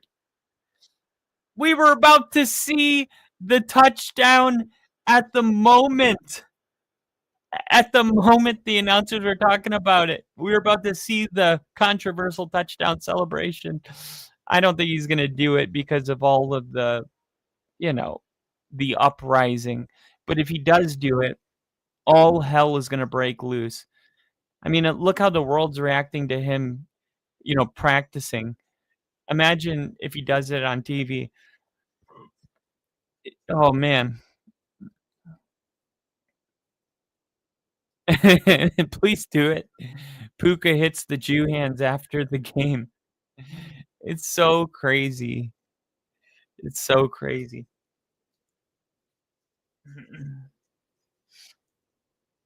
That would be funny if he was like, no, I won't make that joke. It was going to be about not doing it because he doesn't want to lose money. It was like a money thing. I won't do it.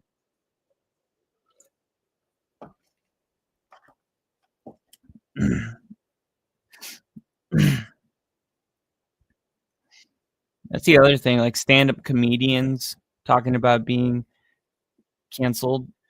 Like, comedy has to be offensive. Like, that's comedy's job, is to be like, this is something I absolutely shouldn't joke about. There's nothing funny about it at all. But we're going to joke about it because that's what comedy is. And if you don't like it, then you don't like that type of comedy. Don't watch that comedian. Don't demand that he loses his job. It's like, who are you? Who do you think you are? You don't have that much power. It's like, yeah, but collectively we do. I'm like, I'm just sad to know there's so many people like you out there. There's a group. People complaining about this, but imagine Puka goes up there and hits the 1930s German emote. I hope he does. I hope he does.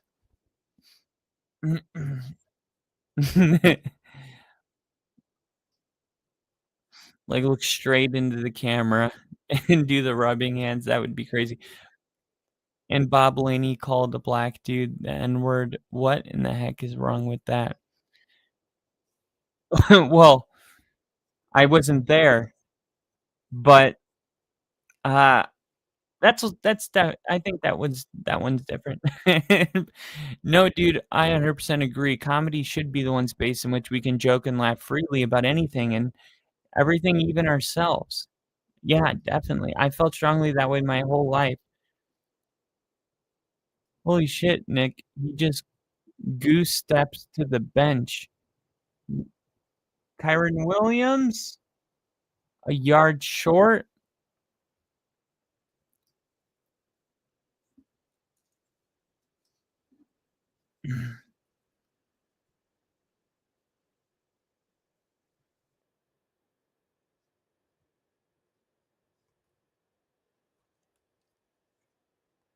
Why are they not offering me a cash out option for both quarterbacks to have 15 passing yards in each quarter? Because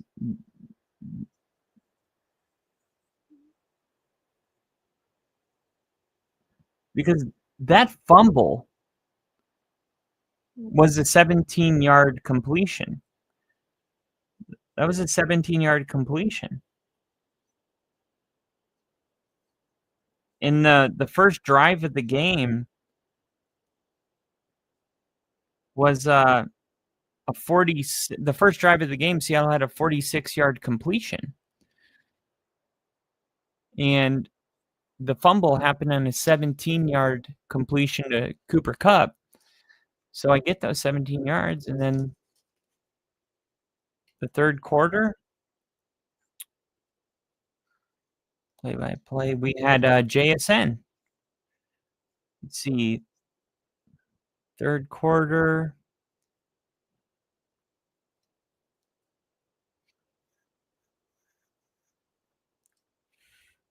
Shotgun, short middle, 7-yard completion.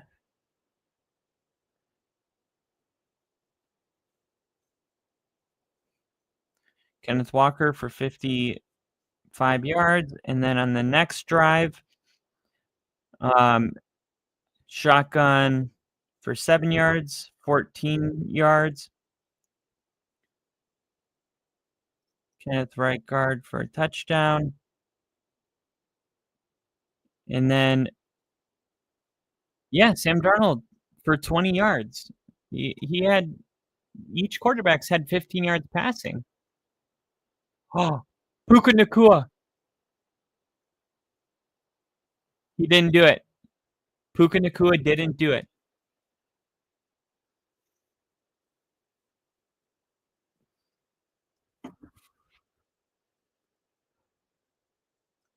Puka Nacua decides not to do it.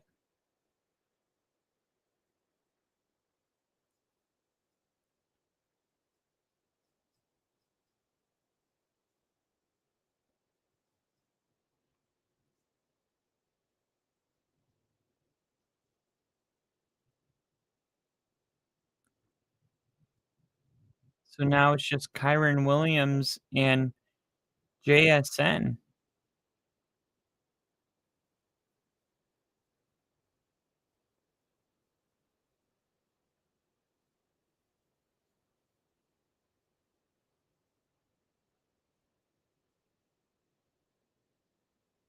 All right, Sam Darnold.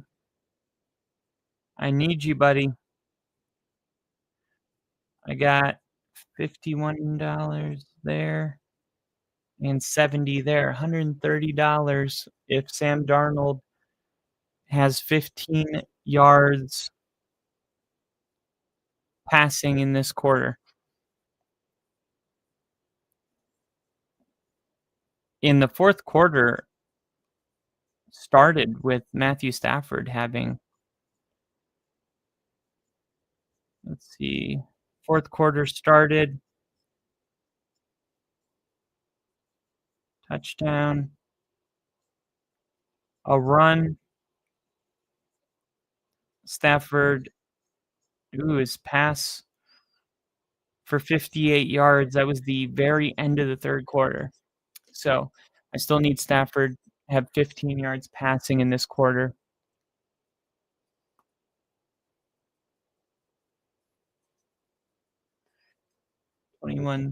It's still a close enough game where the Rams would bring out their starters. I mean, it's a 2-possession game. They would need to score one more for it to be like Stafford's not going out. Look at the sidearm throw Oh my gosh, I was just kidding, and that was terrible. Okay, thank you. Happy to hear that, Ginger. I was like, oh, I'll call you later. I was like, how do I tell him this? Not now. No. Well, when I said, I wasn't there, I mean, I don't know. I'm not saying that that's ever right, but I'm just saying like the way you say that can be very different. Like you can say it the way that the way they say it as a term of endearment, or it can be said like how white people said it, 80 years ago, or you know, we obviously know that that word has two completely different meanings, and I don't know which way it was used. You know what I mean? That's all I meant. Just to be clear about, I wasn't there. Stan Kroenke. This is it for the Seahawks, man. They got to do something on this drive.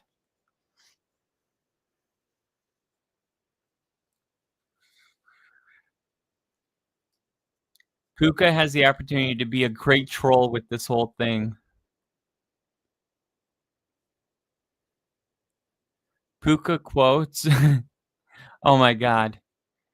There's so many different I'm not even gonna pretend to Mussolini. I'm not even gonna pretend Puka Nacua doesn't have like 25 different ways to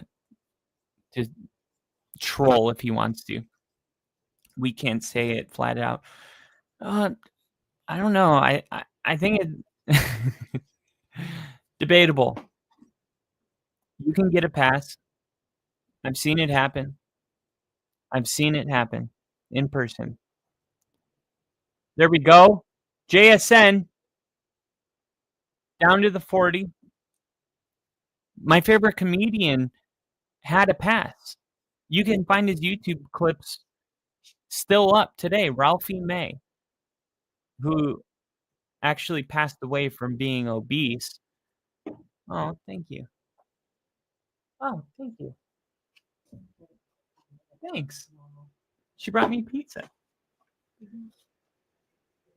All of a sudden, yeah, but look up Ralphie May's comedy. He's probably one of my all-time favorite comedians. Amazing, amazing comedian.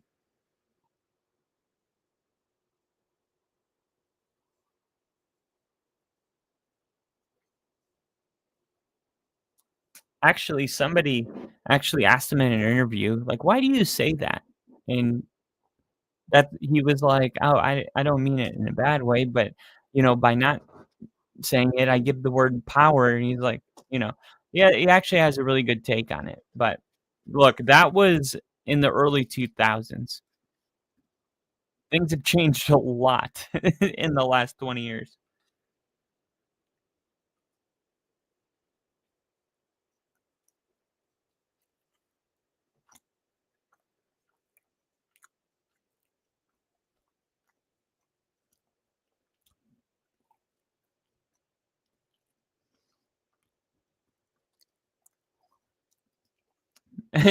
Very true. Very true.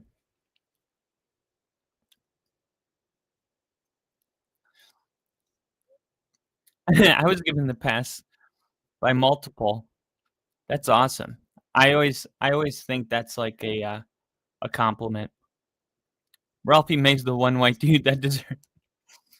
Somebody told me a while back Spencer Rattler with the baseball cap looks racist. I gotta look at it. I look like I look like I don't have hair when I wear a hat. Darnold, there we go. Kenneth Walker.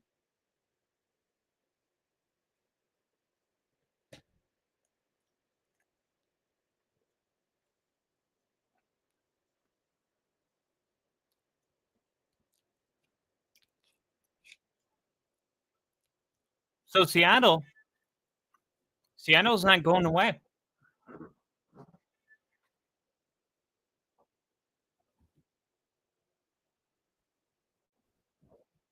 First and goal. Come on. Get JSN. There we go. Oh, JSN caught it, but got tackled.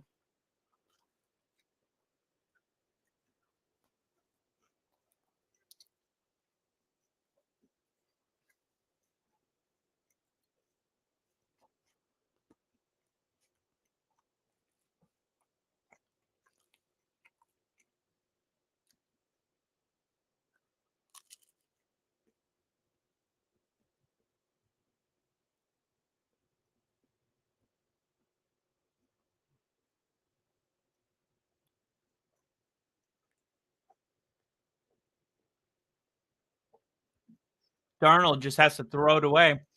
So third and goal. This is massive.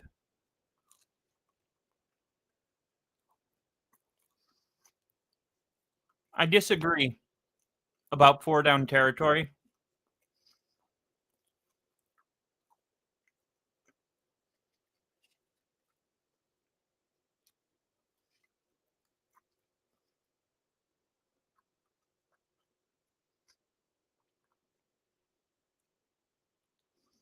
I disagree because they would still need 2 separate 2-point conversions. So if you get the field goal, it definitely helps.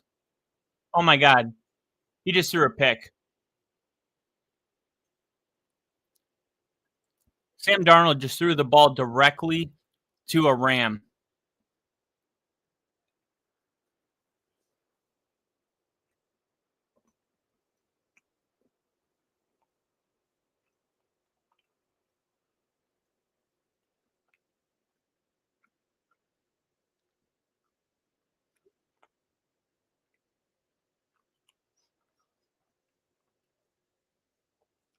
Sam Darnold.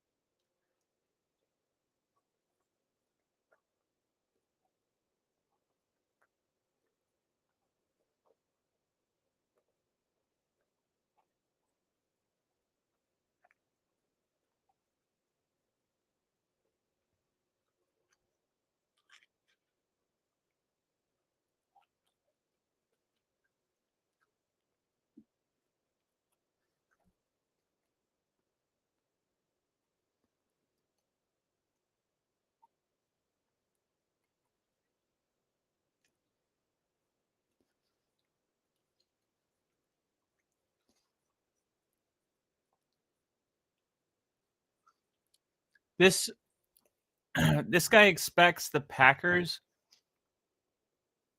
to beat the Steelers in the Super Bowl. Wow.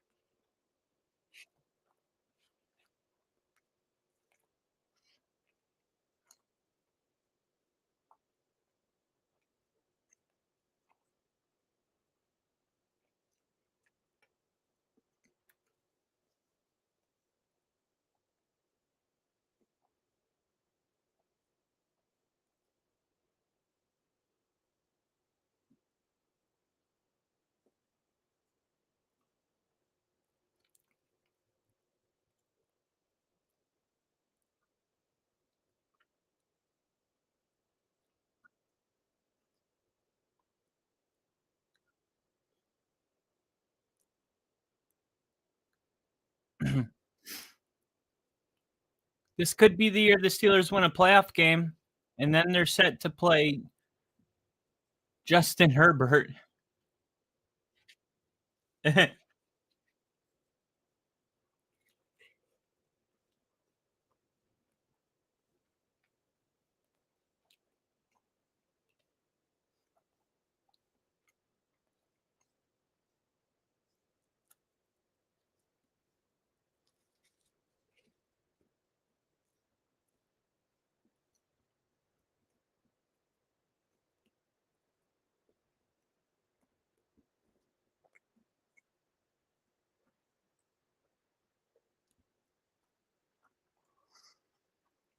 Come on, throw the ball.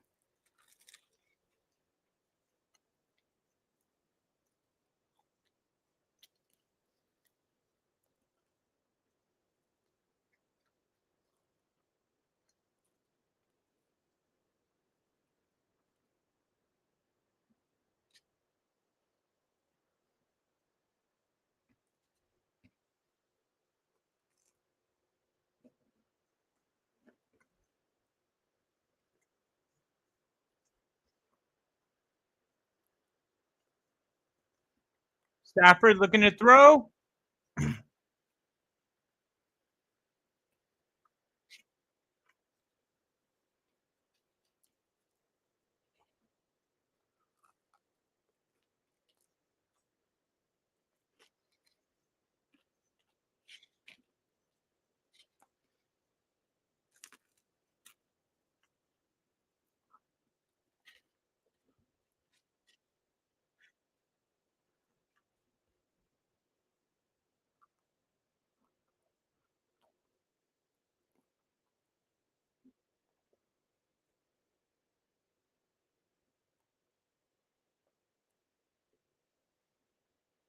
Wow. Touchdown.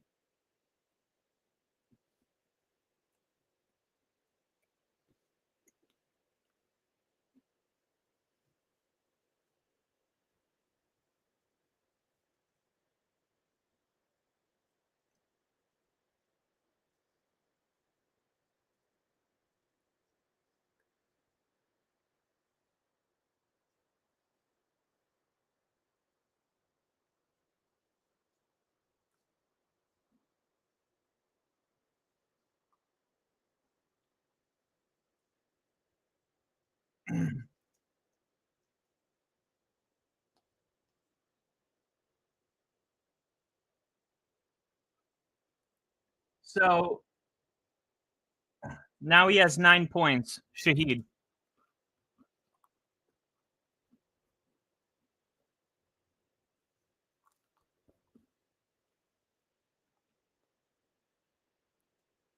What? Ladies and gentlemen, it's an 8-point game.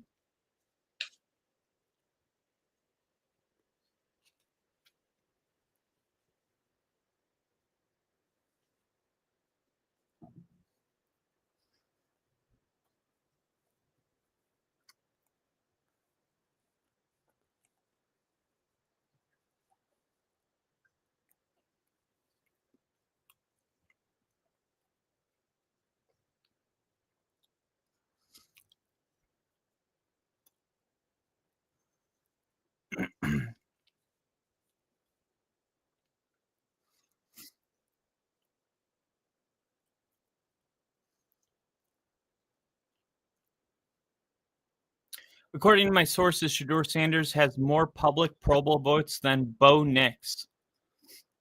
Yeah, and Shedeur Sanders was just voted top 100 most influential people in the world. I'm like, what? Who's he influencing? Like, who's out there being like, when I grow up, I want to be like Shedeur Sanders? I mean, I'm pretty sure everybody still thinks of Shedeur Sanders as a kid.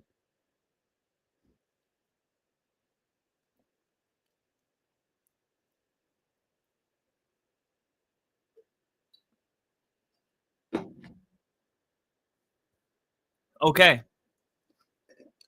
Well, the crowd's back into it now. Fully back into it. And momentum's a real thing, and it just shifted completely the other way. This is a whole new football game.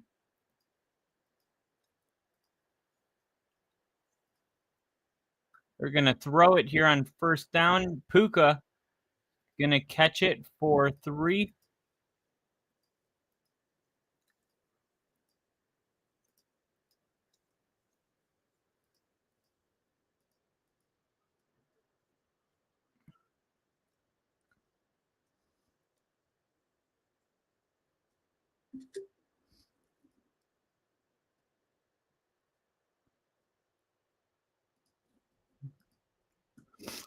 Here we go. 2nd and 6. He's going to throw it. Stafford avoids a sack, but has to throw it.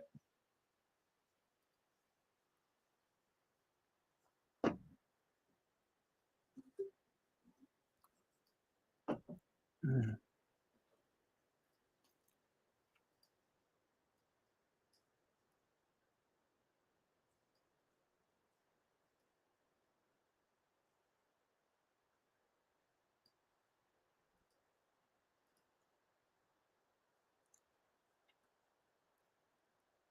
$111 is the decibels.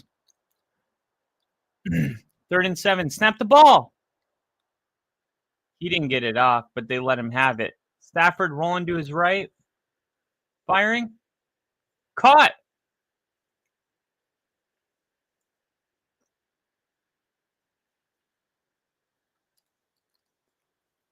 Let's see. McVay's asking him, did you catch that? Did you catch it? He just went up to the receiver. He's like holding his hand on the challenge flag going, did you catch it?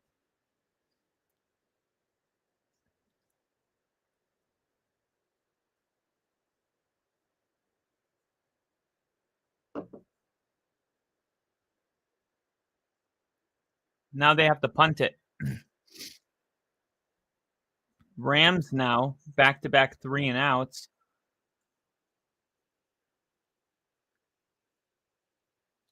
And now Seattle with 7 minutes.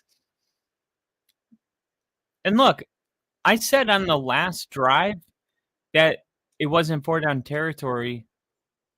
And they came away from that drive with no points. And they're down 8 with 7 minutes to go. Imagine that.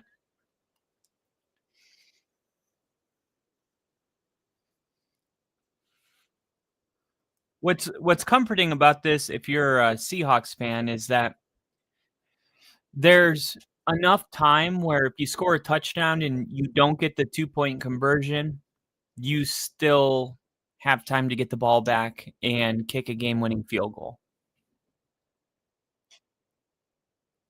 Seattle, 0-172 all-time when trailing by 15-plus points in the fourth quarter.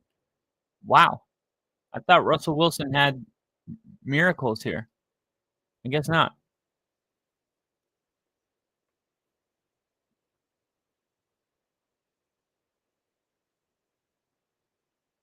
Wow, Shaheed with a huge run all the way to the... It's holding.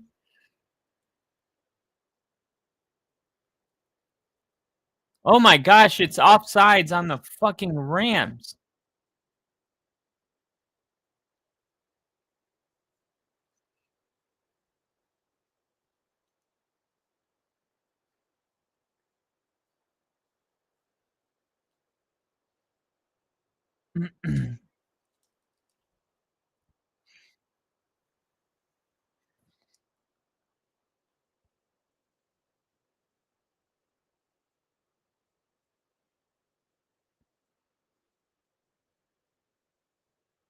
$31-yard pickup. I'm playing this motherfucker. Here we go. Fakes the handoff. Darnold rolling, looking, firing downfield. Touchdown! A.J. Barner. Wow.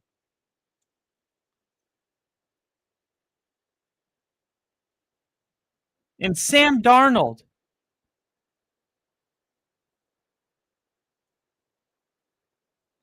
Wow.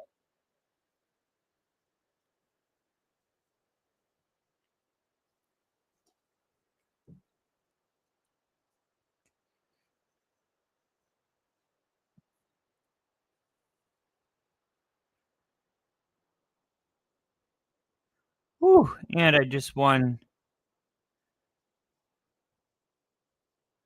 $65. And there's plenty of football left to be played.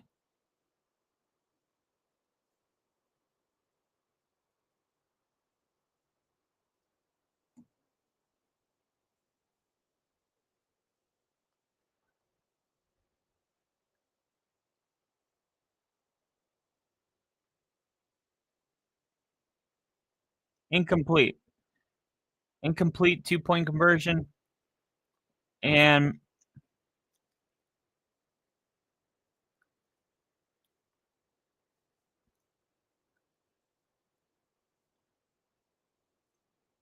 A.J. Barner.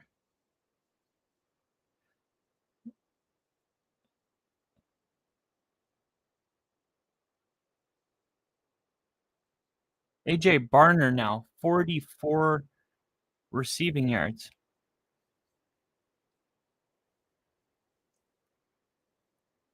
We got a lot of football left.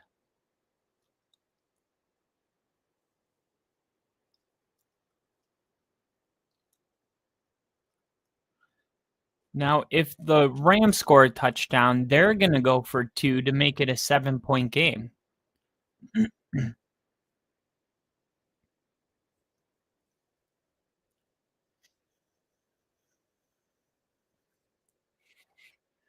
Oh my gosh.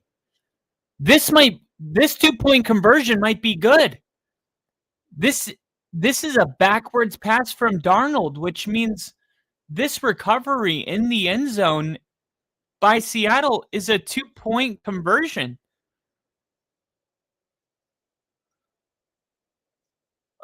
Charbonnet luckily just picked up the ball to give it to the ref, which would complete the 2-point conversion. You think you've seen it all.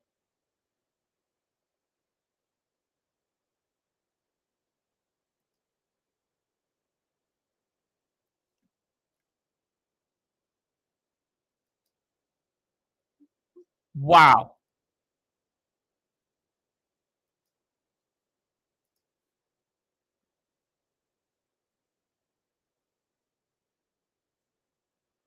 This is crazy.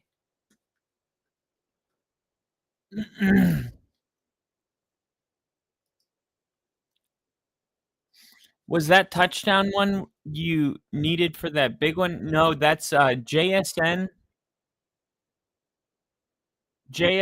and Cody Parkinson for the Rams. It's backwards. This is going to be a 2-point conversion. This is crazy. He throws the ball backwards on the 4-yard line. It hits Jared Verse in the helmet, bounces up into the air, and rolls. Everyone assumes it's incomplete. And then Charbonnet just picks the ball up to give it to the ref. That's a successful 2-point conversion the minute he picks up the ball because it's a fumble. It's a live ball.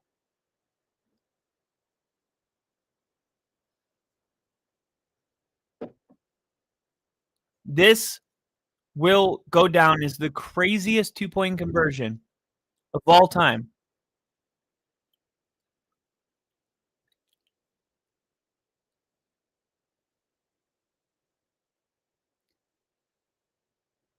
There's so many fans there that didn't know what was going on until just now.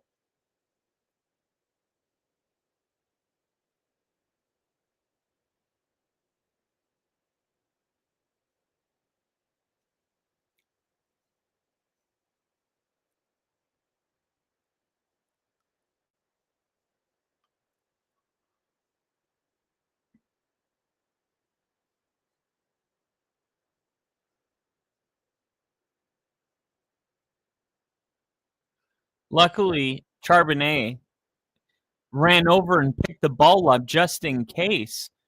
If nobody would have picked it up, the ball would have been ruled dead and it would have been no good. Wow.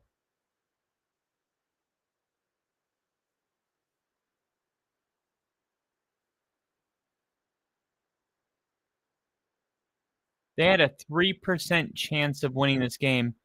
And now this game is 30-30, and this crowd is absolutely going insane right now.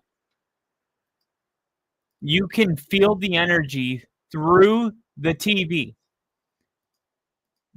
This is the full Seattle effect. This is the real experience right here. If you wanted to show somebody what Seattle home games are like, meaningful games, This is when you turn the TV on and show them. This is awesome.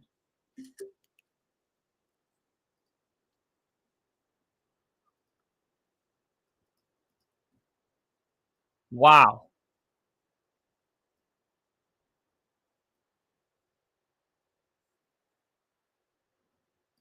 After that last interception, I was wondering if some fans were going to leave. Stafford throwing. Oh my gosh. Parkinson dropped it off his fingers.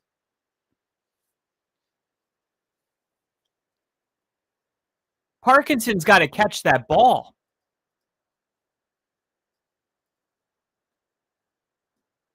Look at this throw.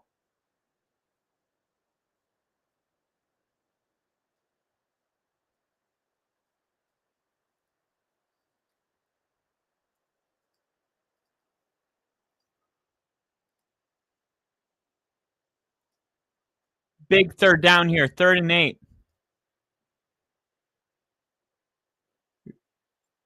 Tipped ball goes to Puka, and Puka can't pick up the first.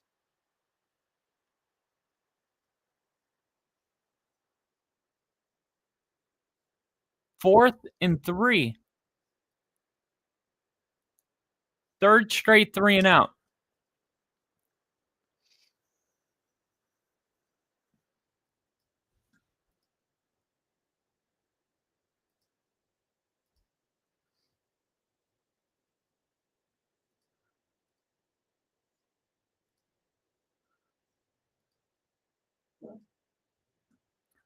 Here we go. 451. Fair catch for the Seahawks. And now they have a chance to go win this thing.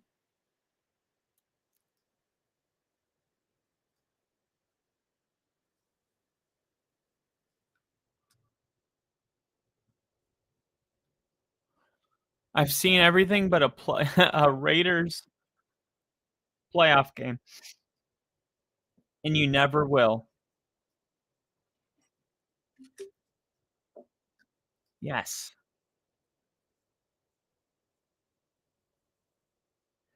I got the crowd.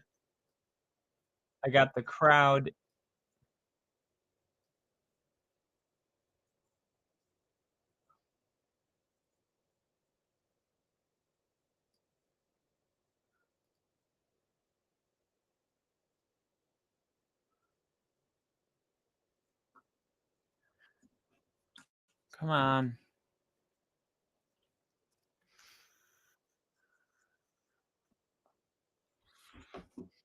Spinning wheel.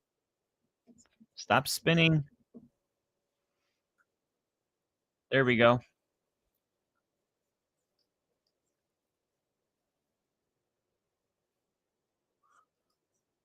Once again, current playoff picture in the AFC.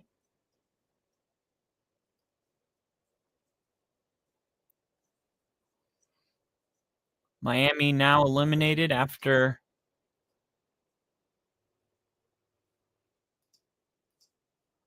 losing to the Steelers on Monday night.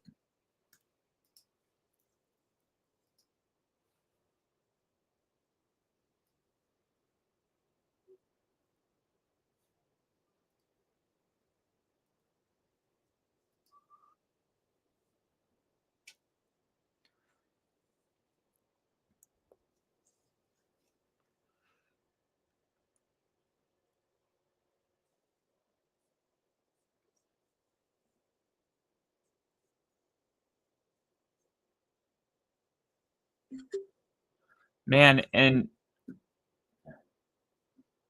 Puka Nacua, he did everything he could to get that first down on 3rd and 10.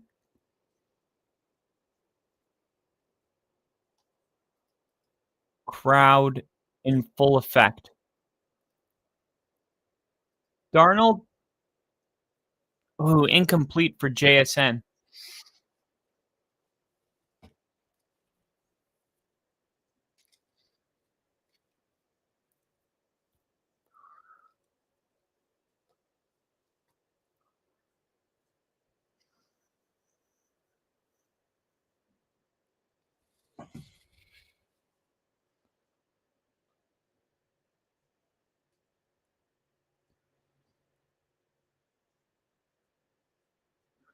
Here we go.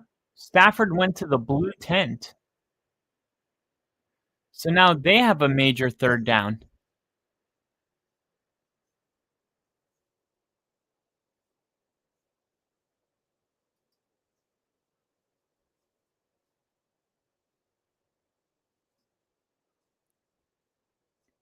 There's no way. There's no way Stafford's not coming back into this game. Jimmy Garoppolo is the backup. This is a huge third down.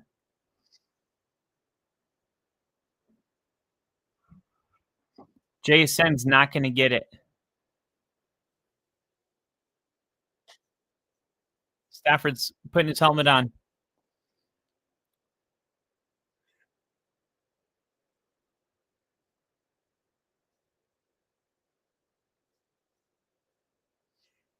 Three straight 3-and-outs. This is, if you're going to win MVP, these are the games you got to win on the road.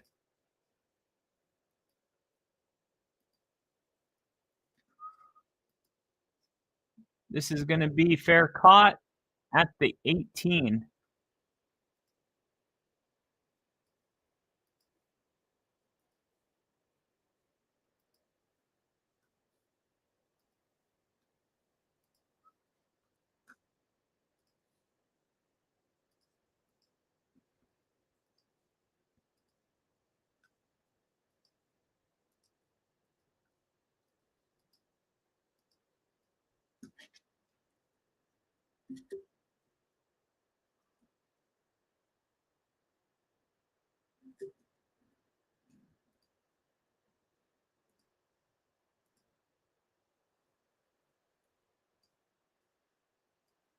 Here we go.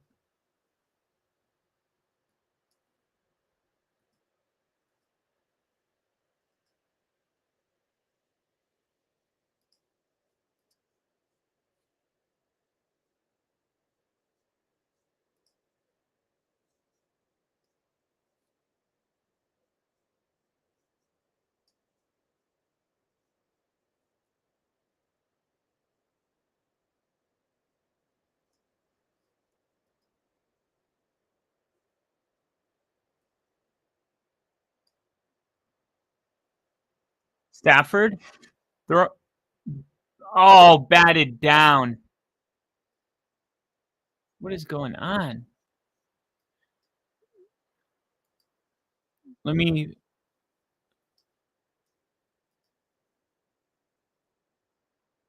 see.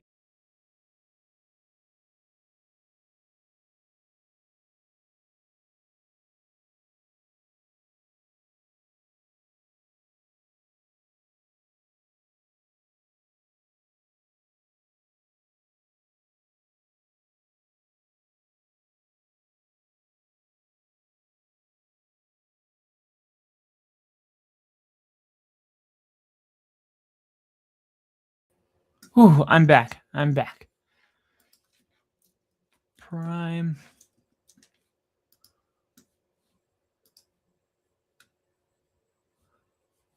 Live. Watch. Live. See what haunting?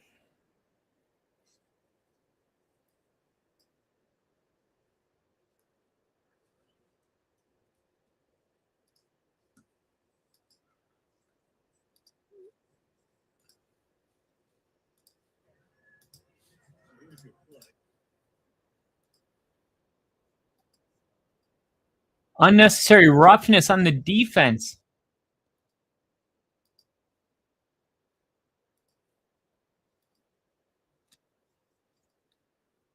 Hit on a defenseless receiver.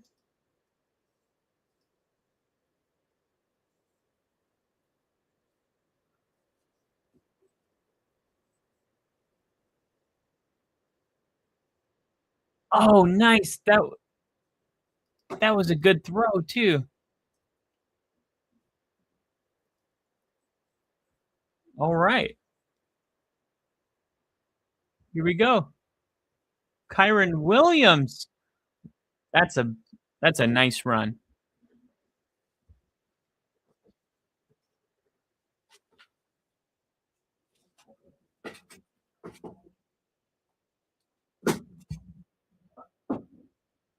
Ooh, that could be a drive killer.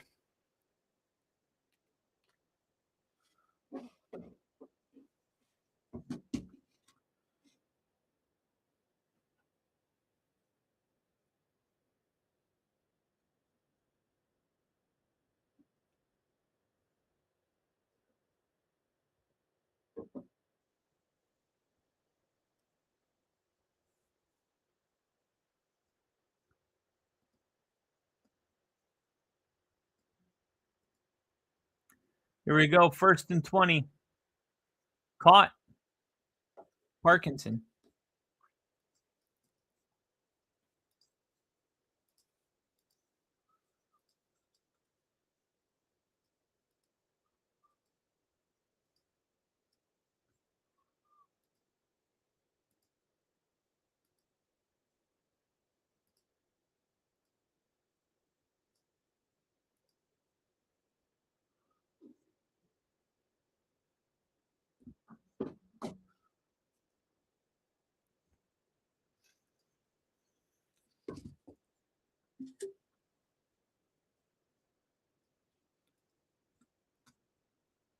The Rams have 2. Seattle has 2. We have the 2-minute warning.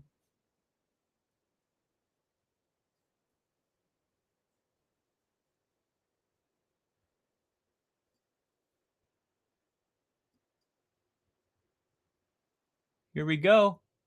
And they're going to hand it off and pick up. Okay, so they're forcing Seattle to use their timeouts. So that way, if they convert on this 3rd down, they can kick a game-winning field goal.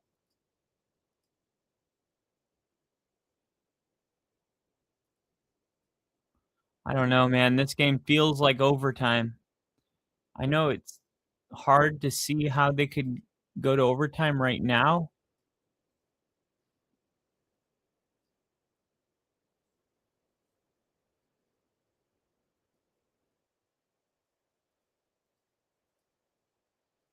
Here we go.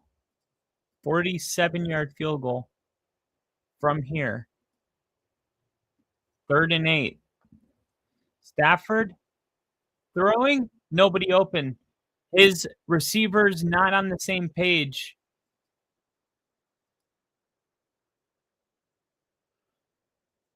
Not on the same page with his receiver.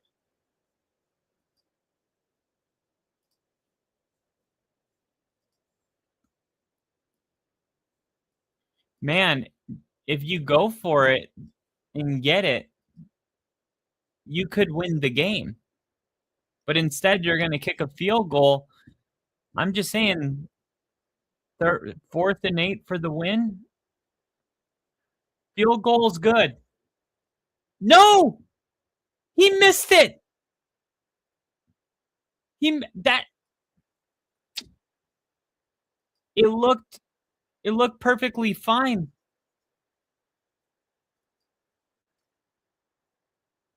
The kick looked good.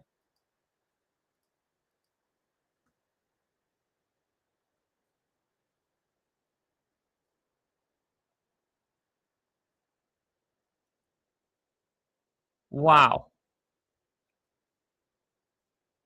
So now the Rams defense needs to step up to win this game. Sam Bradford. There you go. Like, dude, Sam Darnold's been gone for a while.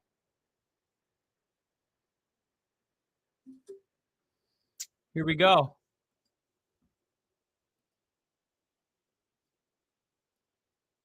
Charbonnet. They're going to run it.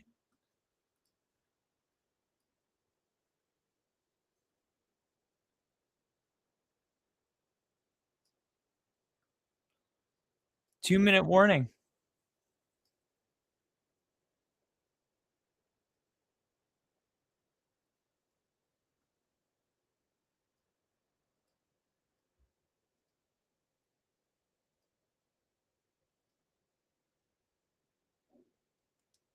What a freaking imagine too that 2-point conversion.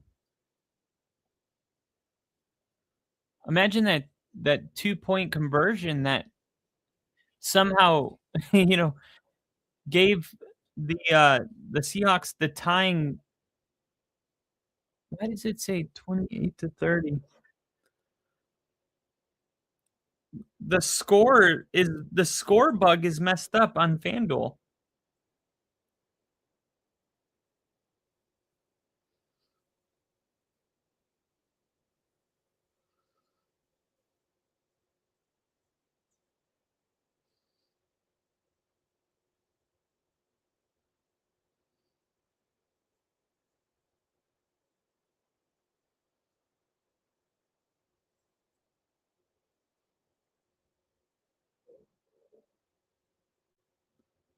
Someone should tell FanDuel it's 30-30.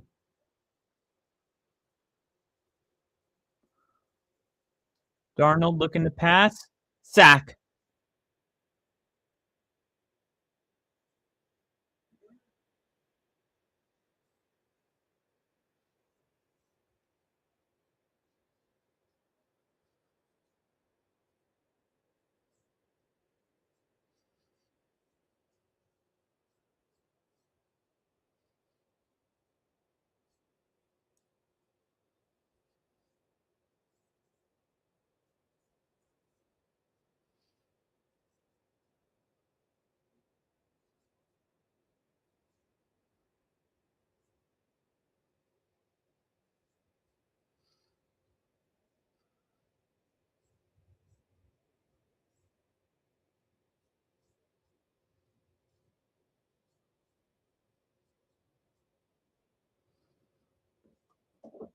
Here we go. 3rd and 17.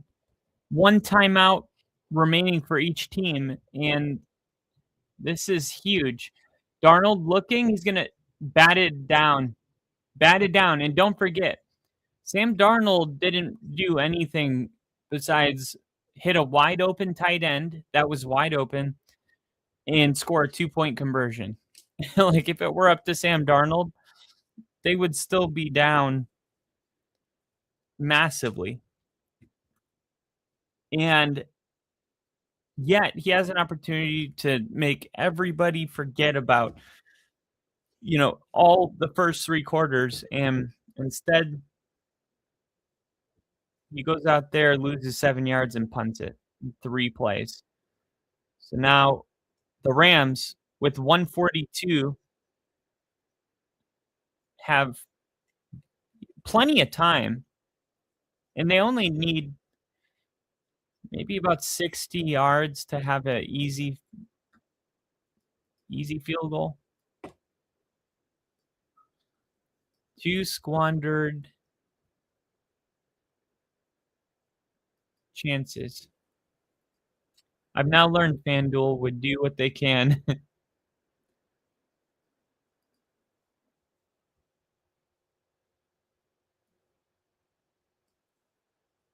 Here we go. 1st and 10.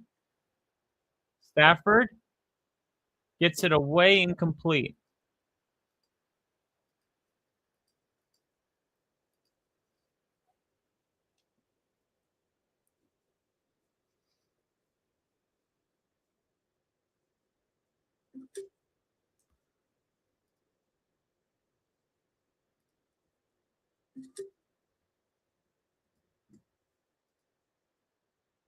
Second and 10. Stafford going deep. Caught. Puka Nacua.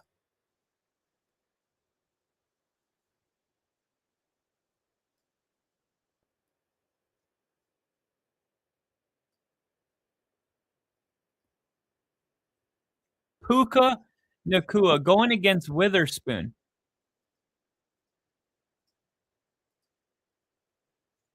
Stafford, incomplete. Wow.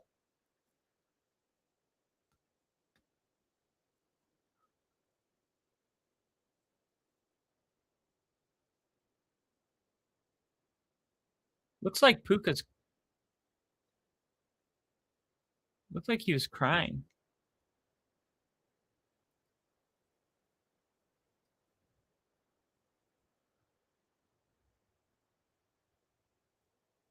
"50 game-winning drives in the fourth quarter or overtime." Stafford looking.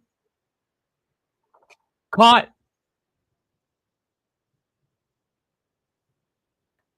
That's caught.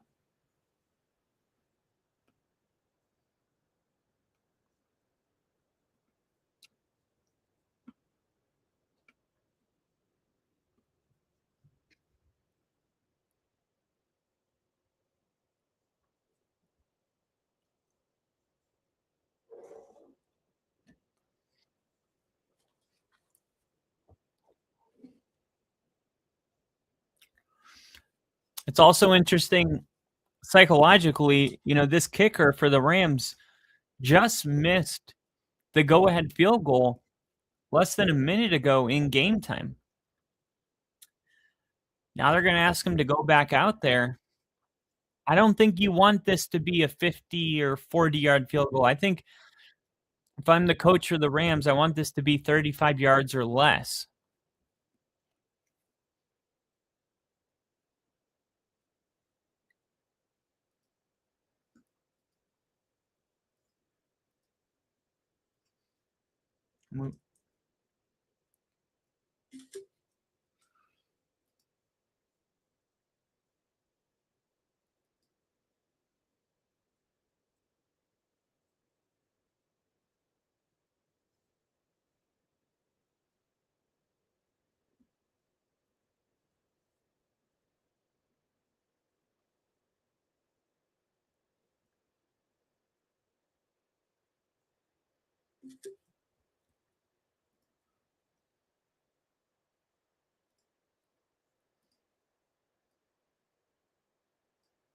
Crowd is about to get as loud as they possibly can.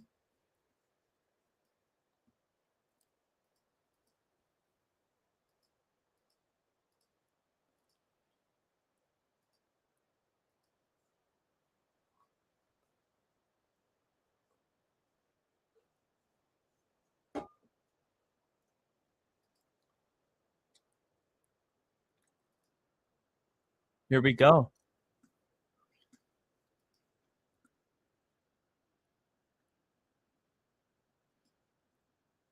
A minute and 2 seconds back on the clock. On the game clock.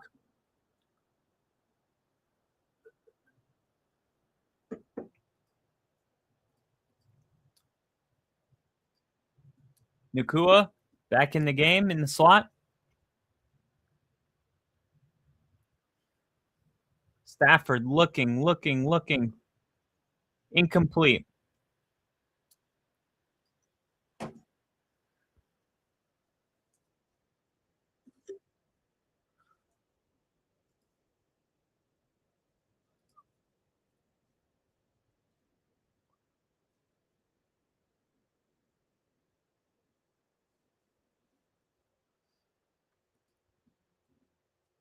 $16 yards. 2nd and 10. Stafford in shotgun. Ball snap. Quick throw. And it's dropped again. Parkinson. 2 drops today. And these are 2 big drops. These are 2 big drops.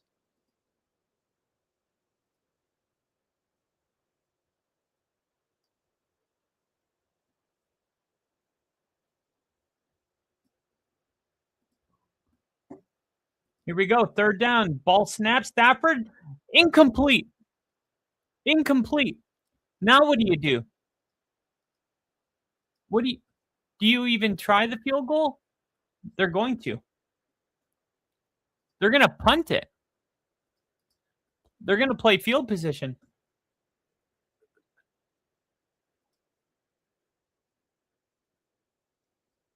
I said this had an overtime feel. This should be a directional punt. I wouldn't even risk the chance of this being returnable.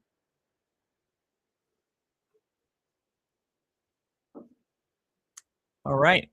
Fair catch at the 15-yard line.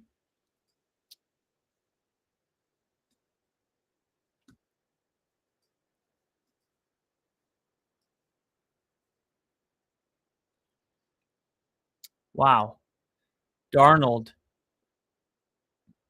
2 squandered chances. Well, he's going to get a third and maybe even a fourth or a fifth.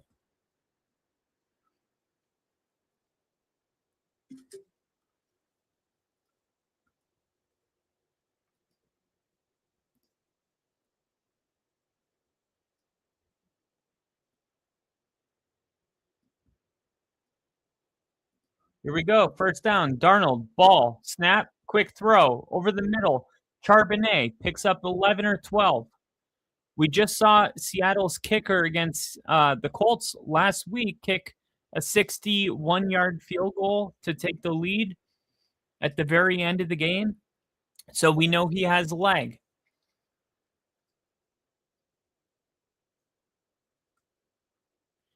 We know he has the leg.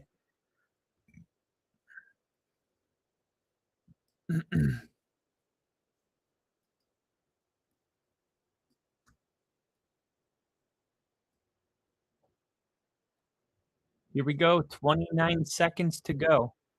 Sam Darnold in shotgun, ball snap. Darnold looking, taking a sack.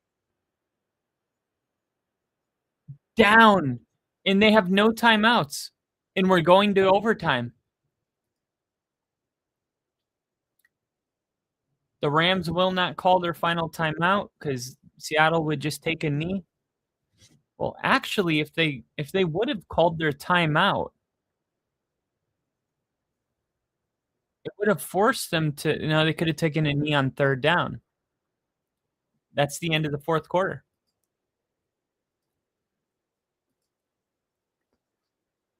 All right. So these two teams, both 11-3, will require an overtime period to settle.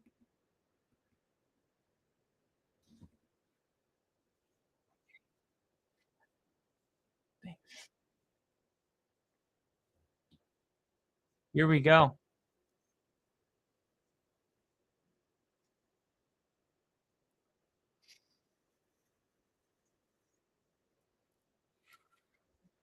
Here comes Stafford greeting JSN. I could see this game ending in a tie.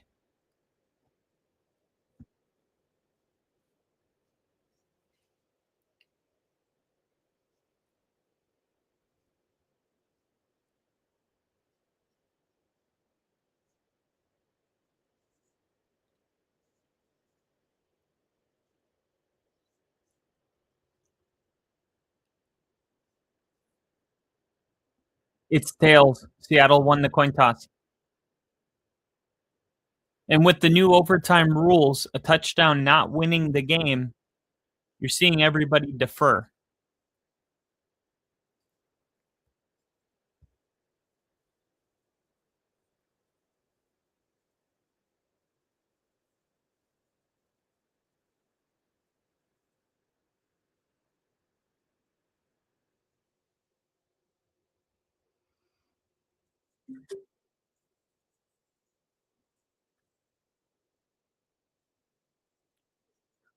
I know you guys probably already know the overtime rules have changed.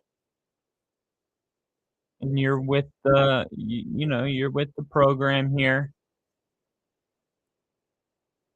But I'm a good friend and I'm going to do you a solid anyway.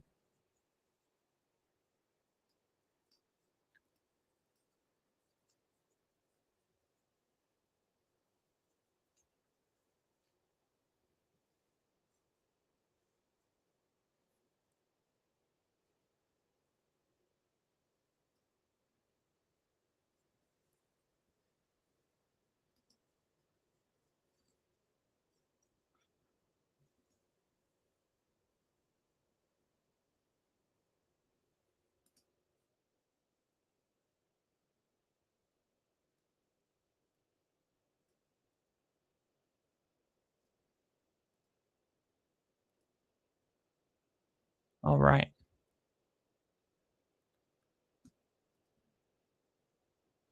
Bruh. Yeah. This game has been absolutely insane. And the kick is off, and it is going to be returned from the 7 to the 20 to the 30 to the 40, staying on his feet all the way to midfield, but there's a flag. I started thinking that this bruh comment was because the Rams take the kick back and score. Or maybe it was because there was a holding penalty.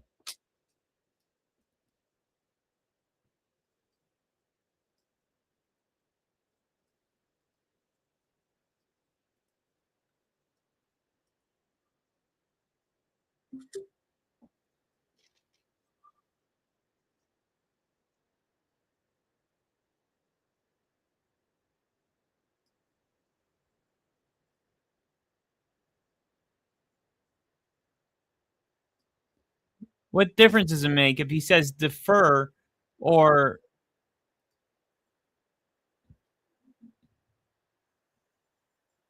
Nakua caught? I got to hear this one more time. He said they can't defer.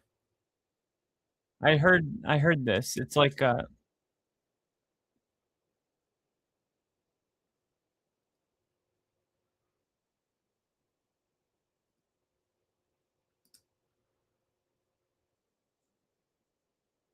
you can either kick or receive.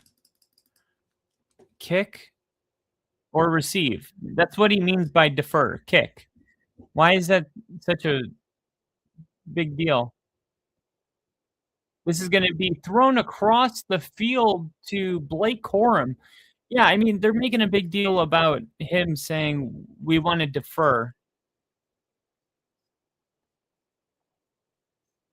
And he's saying you can't defer in the overtime period. You can either kick or receive. But these guys are saying defer,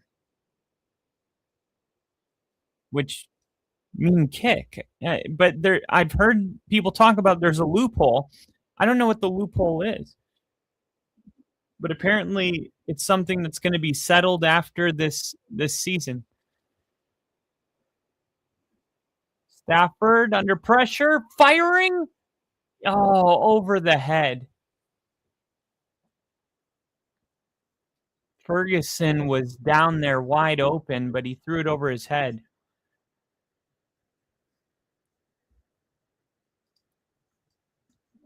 Dude, you are a good friend. You care about other people, and that is the true markings of a good friend. Thanks, Ginger. I appreciate that, buddy.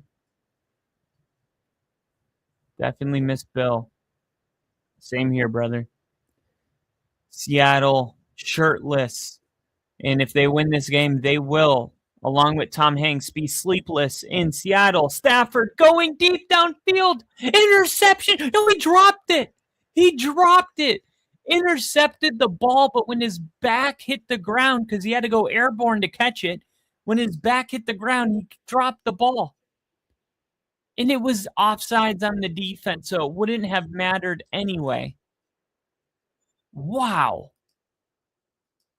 Ernest Jones for the Seahawks.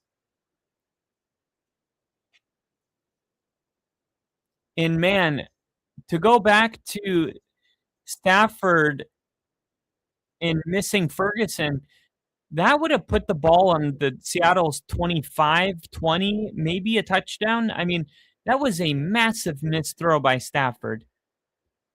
Stafford under center, 1st and 10 after the penalty, and it's going to be a 3 to 4 yard gain if Corum will go down. He was really hard to bring down.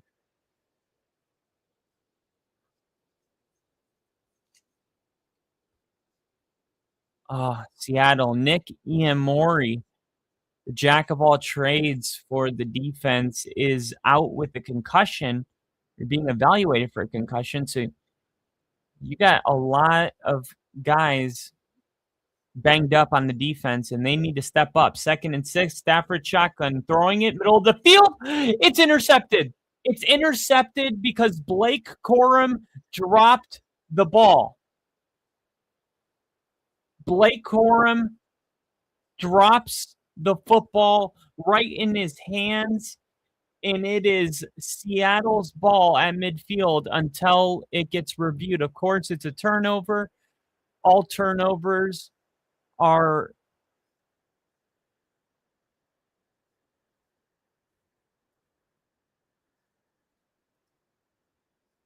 initiated by the, let's see. I don't know if that's going to stand, but if we don't get a different angle, here's a better angle. Here it is, point of the ball under his chest. The ball hits the ground. That's going to be incomplete. I don't know. Like, I think that's a catch, but they're going to call it incomplete. You know, when we slow things down in these micro frames, the ball makes these micro movements, and I think a lot of times these things get overruled. I mean, damn, if that's not a catch, then you know what I mean? But it is the way it is, and this is going to get reversed, I think. Blake Corum. And let me show you a picture.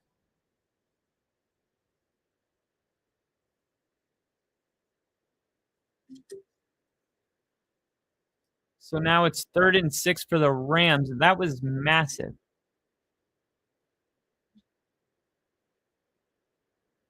That was a massive call right there. And here's a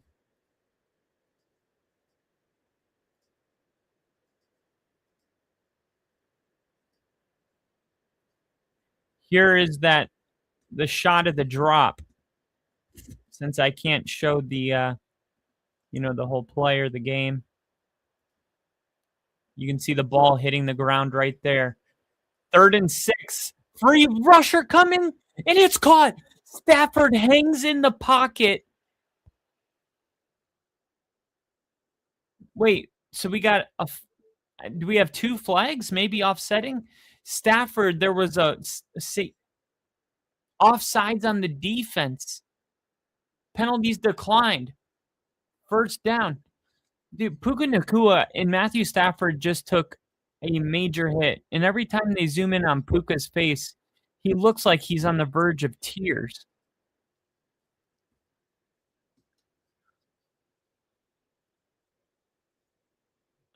I think his knee's hurting.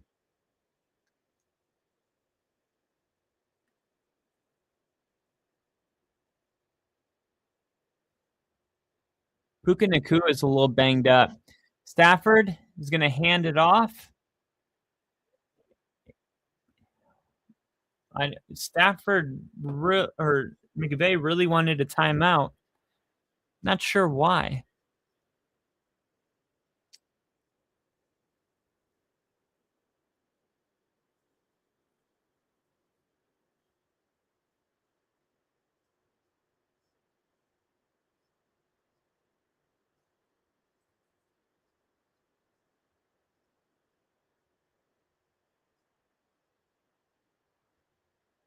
Here we go. 2nd and 6. Stafford under center. Fakes the handoff. Looking deep. Firing. Caught. Puka Nacua to the 10, to the 5, all the way. Touchdown, Rams. 41-yard touchdown. And Puka Nacua gets in the end zone.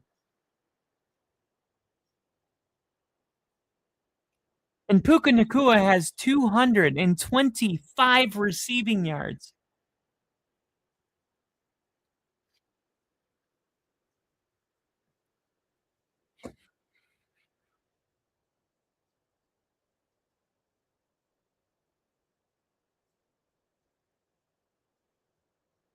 Wow.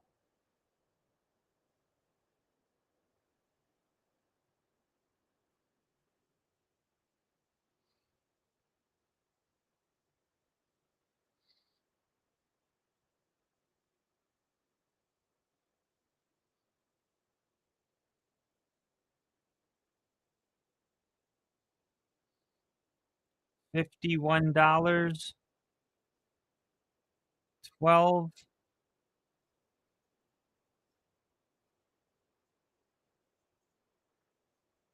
Look at this. The Seahawks are plus 560 to win. I'm going to.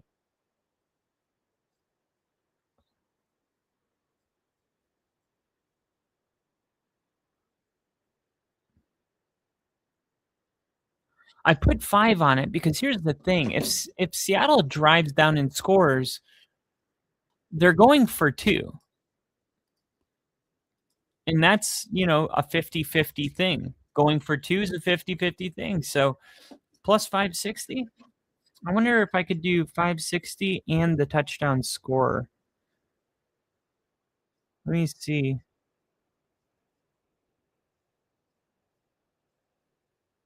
Same guy.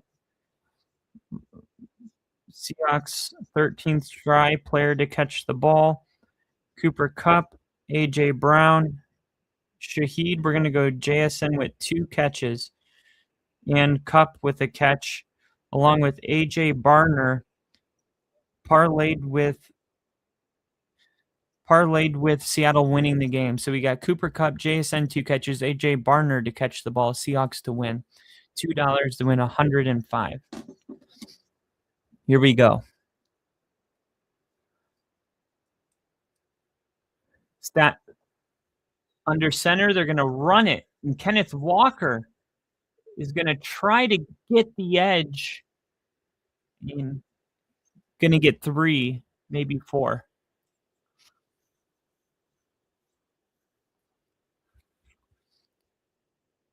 Now, it's interesting with both teams being this late in the season,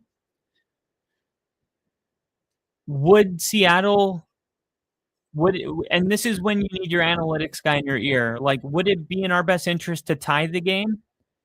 Or does a win, make a bigger difference than a loss hurts us, if that makes sense? JSN caught that. Caught. What do they, what's better for Seattle, a tie or a win? How bad does a loss hurt us? Do we need the win over the Rams so that we're, split the series? Who do the Rams play the remaining games? I think they play the Cardinals, and then they play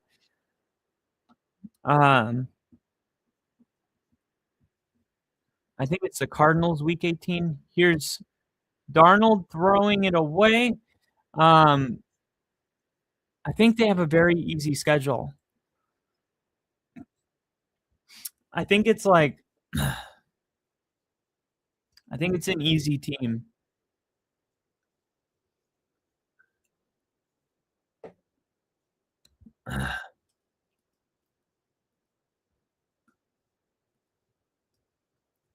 I was so determined to score, though, because my squad hasn't scored in like 2 years. LOL. We were poop. Cashed me head trauma, no doubt. The only guy in my team that ran the ball. I got effed up. I can vividly remember one time running, looking at the pylon, my head down to me. Probably a concussion.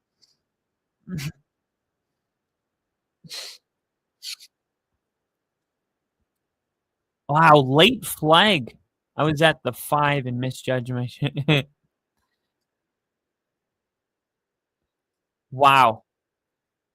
Grab JSN's arm. He would have had his second catch on this drive. Not worried.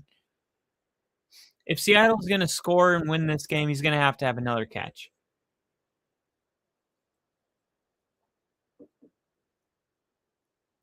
Good call by the official, right on top of it. Did you miss the part where JSN had to beg for 7 seconds before the flag was thrown?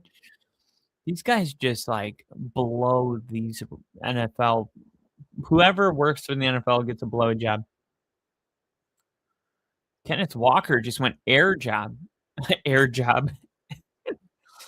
Air blown. Airborne. Oh my gosh. Wow. I was like, man. All right. Sam Darnold has a chance to win the game. Let's see if he can do it. Don't blow it. All right. Darnold, shotgun, ball snap, looking, taking a shot downfield. Cup got it. No, I think he dragged that foot. Caught. It's ruled a catch. It's ruled a catch. I thought he dragged it. Yep. Cooper Kupp just made the catch of the game. That's a false start. What are you doing? That was half the offense just started running before the ball was snapped.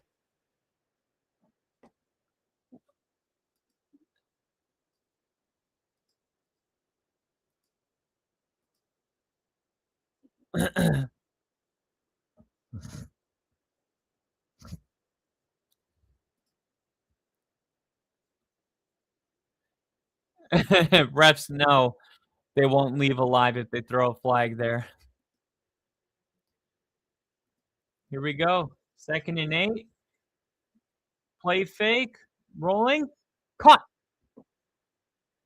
Yes, that's Barner. So now I just need a touchdown and a 2-point conversion to win $102. I put $2 on it.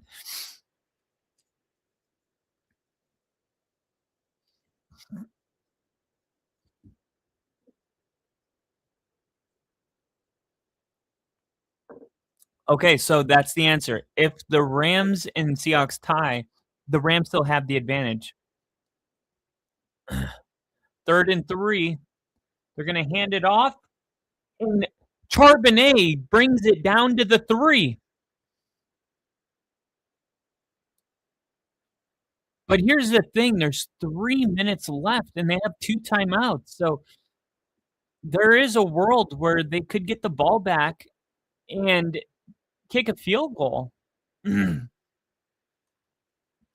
now the Rams are going to call a timeout.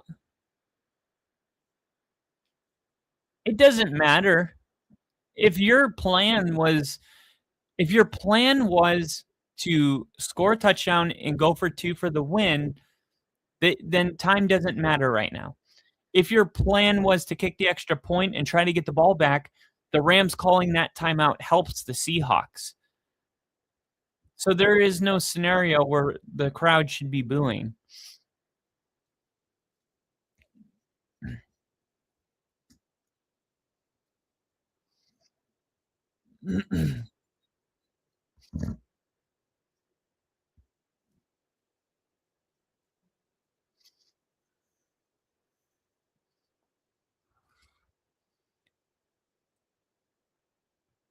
I heard blowjob, air job, and hair blown, and I'm all for wieners being blown. Fakes the handoff. Darnold looking. Caught! JSN touchdown!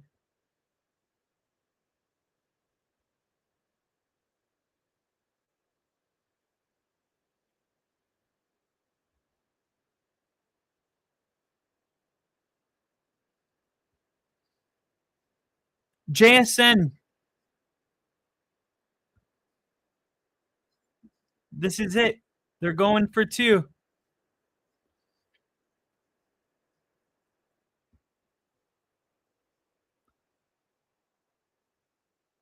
This is it. This is the game. This is the game. Okay, now the Rams are calling another timeout. Oof.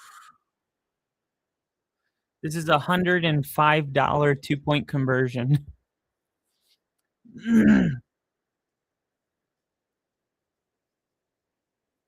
Plus $33, so 100 and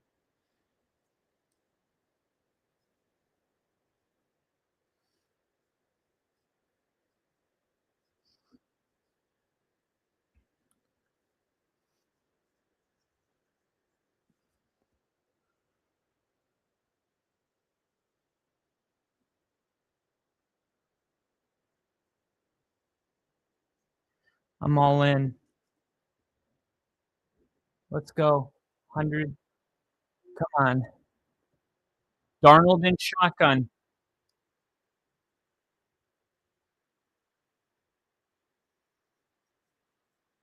Now Seattle's going to call timeout. I thought that was a penalty. I thought it was a penalty to call timeout after a penalty.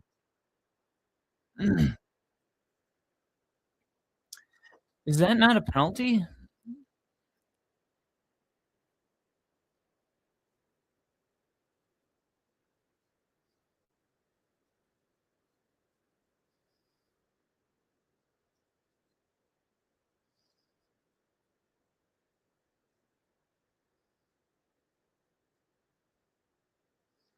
Everything, the NFC, the road to the Super Bowl, everything comes down to one play.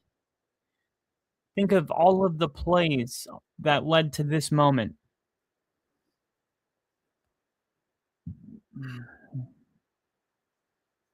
Three receivers. Motion. Darnold looking. Touchdown. Seahawks win. Seattle wins the game in an instant classic. A game that will go down as one of the all-time great Seahawk games in Seattle history. This game may not be topped for years to come. From the 2-point conversion that was recovered in the end zone to Raheed Shaheed returning a punt to the end zone after Sam Darnold threw an interception with like 7 minutes left in the fourth quarter, down 16 points. The game was over. But look, notice something. Look at the crowd. Did anyone leave? They had a 5% chance of winning, and it's a packed stadium. And that's why they call themselves the 12s. They don't leave. They don't walk out. They stay, and they get to reap the fruit of being dedicated. Once in a while, you get a game like this as a fan, and it reminds you why you love this game so much. This is that game. 2-point conversion. You saw a moment right before Seattle took the field between Puka Nacua and Matthew Stafford. And I can tell you what Stafford said to him. He said, hey, no matter what happens on this play, you had a hell of a game, dude. Hell of a game. And he did. I mean, Puka Nacua had like 250 yards receiving. I mean, multiple touchdowns, the overtime touchdown. I mean, it's unbelievable. Like, is there somebody that has ever been as valuable for fantasy football at the receiver position? Maybe Jamar Chase when he has Joe Burrow. But this is just uncharted. This year, he's really just in his own league. Nothing comes close. So Seattle gets the win over the Rams 38-37. And the biggest winner tonight may have been the 49ers. They can win their division if they beat Seattle in 2 weeks now. And let's take a look. Man.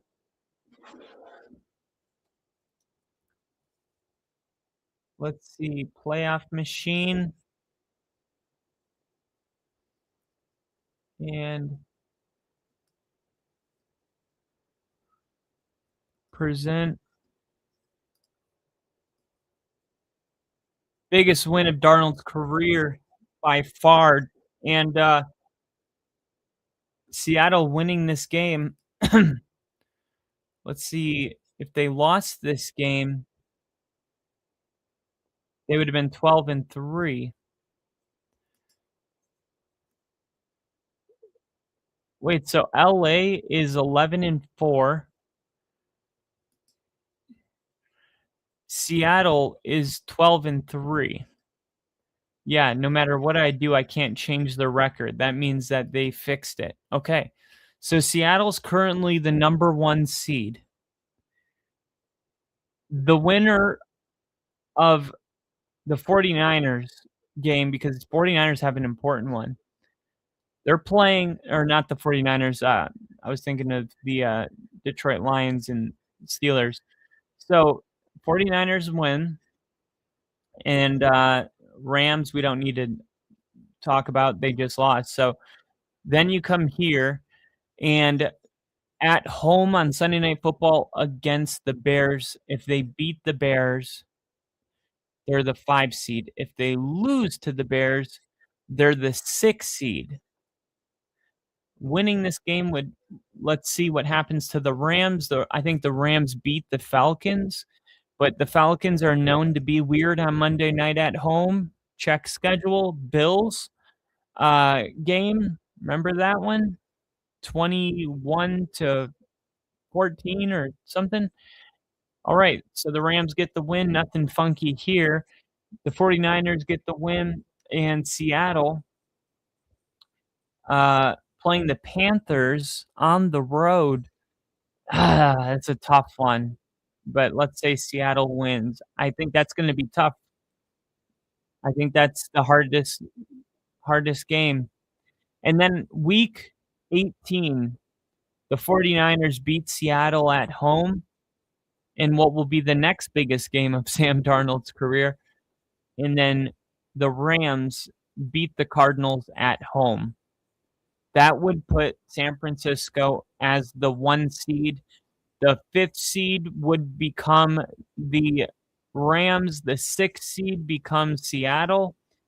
And let's see, the Bears, if they lose to Green Bay, they lose to the 49ers next week. In week 18, the Bears lose to Detroit. Let's say they lose to Detroit. It's crazy. They're the 2 seed currently. Okay, that's just because I didn't do anyone else. So if the 49ers win out and the Bears lose,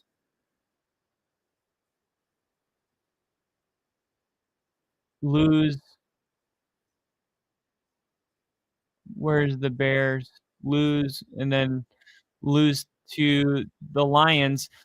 The Bears, this is interesting. All right, so week 16, we have the Lions beating the Steelers. We have the Lions beating the Vikings, and then the Lions beating the Bears. So the Lions would become the 6th seed.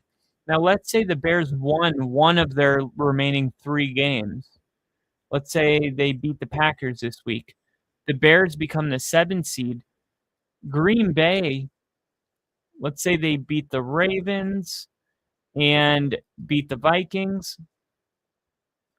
And week 16, they lose to the Bears, but beat the Ravens and Vikings. Green Bay would be the number 2 seed in the NFL if they win 2 of their remaining 3. And that's with the Bears. That's with the Bears winning this week. If the Bears win this week, but they lose to the 49ers and Lions, who will be playing for the playoffs, this game turns into a postseason game because, look, the Bears win and the Bears are in. And not only that, but the Bears and Packers play in the first round. And all I did was have the Rams win their games against the Cardinals and against the Falcons. Nothing weird there. I had the 49ers win their remaining games. Hardest one probably being Seattle, week 18, and then against the Bears on Sunday night, but they're at home for both of them. Big deal. And for Seattle, I had the Seahawks. Well, they lose to the 49ers, so that's two birds, one stone. And then week 17, Seattle, I had them beating the Panthers. I did nothing weird to create this scenario. But Green Bay, if they win 2 of their remaining 3 games, let's see, now that says they're a 7 seed. Green Bay beating Minnesota, Green Bay beating the Ravens. But if Green Bay beats the Bears, Green Bay becomes the 2 seed. And then what happened to the Lions? Lions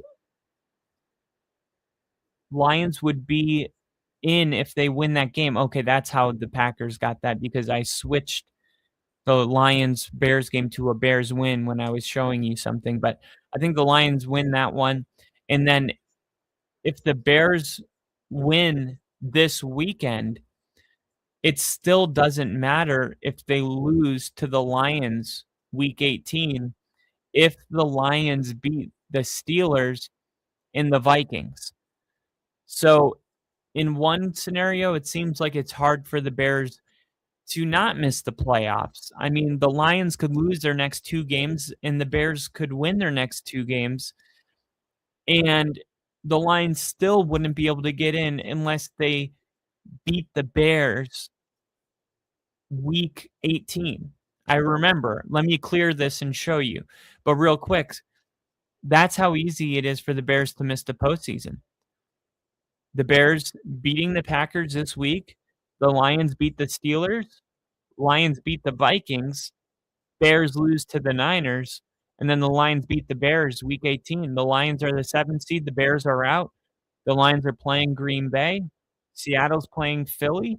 The Rams at 13-4 are playing Tampa Bay. And the 49ers are getting the 1 seed. And what I was saying about, on one hand, it's so hard to see the Bears out of the playoffs because, look, if I had the Bears win or lose week 16, lose week 17, and I had the Lions win, so the Lions win their next 2, the Bears lose their next 2, the Lions would still need to win this game to get in. Otherwise, the Bears are in. So it's weird how, like, when I do it that way, it looks like, damn, it's going to be really hard for the Lions to get in. But the first way I did it, like, I had the Bears winning this game, and I had the Lions winning their remaining 3 because I think the 49ers beat the Bears Sunday night, and then that's it. Even with the Bears winning, no, see, when I do it that way, all of a sudden now the Bears are in because these other games affected it. And I'm not sure which one is affecting it. I only did the NFC West. I had the 49ers beating the Colts.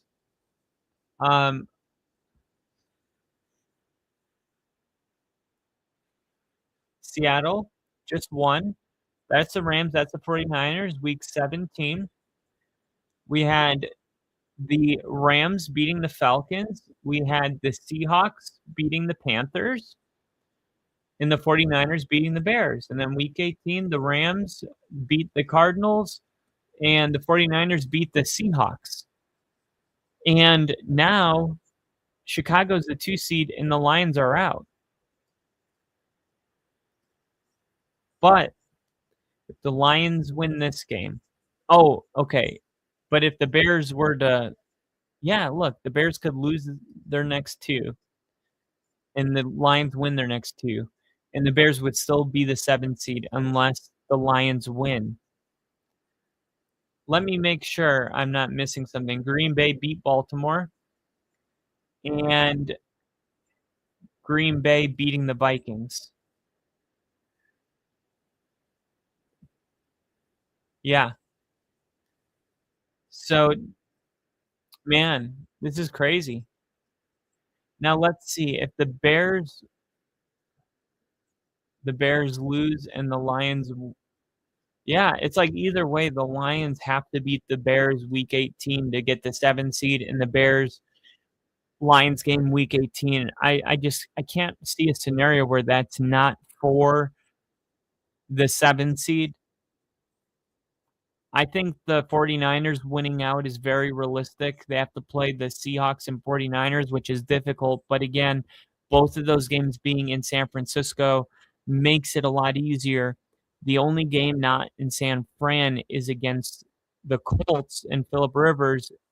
And I don't know if the Colts have what it takes to take them down. And then a lot of the other, like the Rams, I had winning their remaining games because it's the Cardinals and Falcons. So I don't see that changing. The Rams are going to be the 5 seed potentially. And Seattle, I mean, if they lose to the Panthers, they're still the 5 seed. Like nothing changes if the Seahawks win or lose because they would need the 49ers to lose to the Bears, and then the Rams would go back to the 1 seed. And that's, I guess, the main thing is that the 49ers now control their own destiny. And that is just a great place to be. And it does seem like the 49ers with Brock Purdy, like Brock Purdy has been going through injuries all year, but it feels like he just played his best game of the year last week. And if that's the Brock Purdy that we're going to get from now on, we're going to see the 49ers make a run at the whole enchilada. I'm talking the Super Bowl. And this is a year where it's wide open. I think this is a year where if you're a Detroit Lions fan, you're like, we got to get it this year. This is the year we got to do it. If you're the Packers, you're like, if not now, when? All of our quarterbacks have won a Super Bowl when they're 27. Ours is 27. Like, there's no juggernaut in our way. Like I said, the Micah Parsons thing's big, but when you're top 5 in rushing defense, passing defense, and total yards, losing Micah Parsons doesn't make you a 31st, 30th. It takes you down to about 15, 12 to 15. Jordan Love is going to is Jordan Love good enough to win a Super Bowl with a 12th ranked rushing defense, passing defense? Well, if he's not, you shouldn't have paid him. So the Packers obviously think he is. That's a good enough defense, even without Micah, to make a run at a Super Bowl. If you're the Seahawks, you just beat the team that everyone thinks is going to the Super Bowl. So, of course, things are looking very sure for you. For the Eagles, you just won the Super Bowl. Your fans are going to automatically think that because you just went to a Super Bowl, like if the game's in Philly, like the first one will be, you can beat anybody. Meek Mill's going to be playing, the whole thing. And then the Rams, it's like, yeah, they're the favorite. There's only one team that's like, well, that would be crazy. And it's like the Panthers or Tampa Bay. Now, I had Panthers winning their division before the season started. I didn't have them going to the Super Bowl. But I think that's the only team in the NFC right now that you're like, whoa, that would be crazy, right? And now, would Carolina even be in the postseason? Well, it depends. Is Carolina going to beat Tampa Bay this weekend? Let's say Tampa Bay gets the win this weekend, but Carolina beats Seattle next weekend at home, and Tampa Bay beats the Dolphins, and then Tampa Bay after that plays the Panthers again. Let's say Carolina wins that one. Carolina would get in. Tampa Bay wins this week. Carolina wins week 18. So the only thing in the middle is Carolina playing the Seattle Seahawks, Tampa Bay playing the Dolphins. Now, if the Dolphins lose that game, yes, all of a sudden the Carolina Panthers are in. But they just moved off, Tua to Ewers. The Bucs aren't losing to the Dolphins here, and there's a good chance Carolina's not beating the Seattle Seahawks. So what does it come down to? Well, if you're going to have Seattle winning this game and you're going to have Tampa Bay beating the Dolphins, there's one path and one path only, and that is if the Carolina Panthers are able to sweep Tampa Bay, beating them in 2 of the next 3 games. If Carolina falls this week to Tampa, it's over. Tampa Bay wins this one, and even if Carolina won this one, Tampa won Week 18 against the Dolphins, and then Carolina got the win on the rematch. Tampa's in the postseason. It doesn't matter. They might as well rest their starters for this game. There's one path. And Carolina has to do it. They have to sweep Tampa Bay. And then Seattle can win Week 17. Shit, Seattle, honestly, if Carolina wins this week, I would be a really quirky head coach. You know what I would do as head coach? If I beat Tampa this week, I would rest my starters in the Seahawks game. I wouldn't play any of my starters. I would do Seattle a favor, I guess, but it wouldn't matter unless San Francisco loses either. Seattle's pretty much locked in unless the Rams lose to the Falcons or Cardinals. Press X to doubt. So with the playoff picture being this clear, it's why would I play my starters Week 17? There's no upside. If I win against Tampa Week 16, I'm resting my starters until Week 18. And we're going to go out there and play our first playoff game because this game becomes a playoff game. This game is irrelevant unless Tampa loses to the Dolphins. And in which case, the Rams or the Panthers winning against Seattle would get them in. But luckily, the Panthers should already know the results from the Tampa game before they play. Unless they're by a miracle, the Dolphins beat Tampa Bay, there's no reason to play starters in this game. But this is your playoff picture right here. It's either the Tampa Bay Bucs or the Carolina Panthers. This 1 seed, the 7, the 2, all of that is TBD. But if you're asking me to give you my honest opinion, I don't think that the Bears match up good with the Lions. We saw the game earlier this year. It was 52-8. I know they're a different team now, but you're telling me that the Lions with the season on the line are losing? I just don't know if I trust them that much.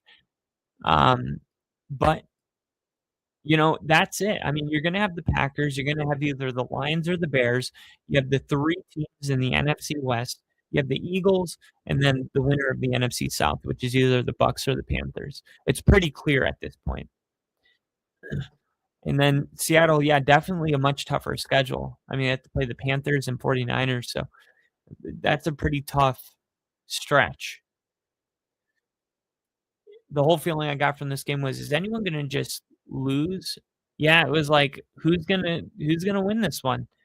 Shit product other than 4% of the game. Don't blame them.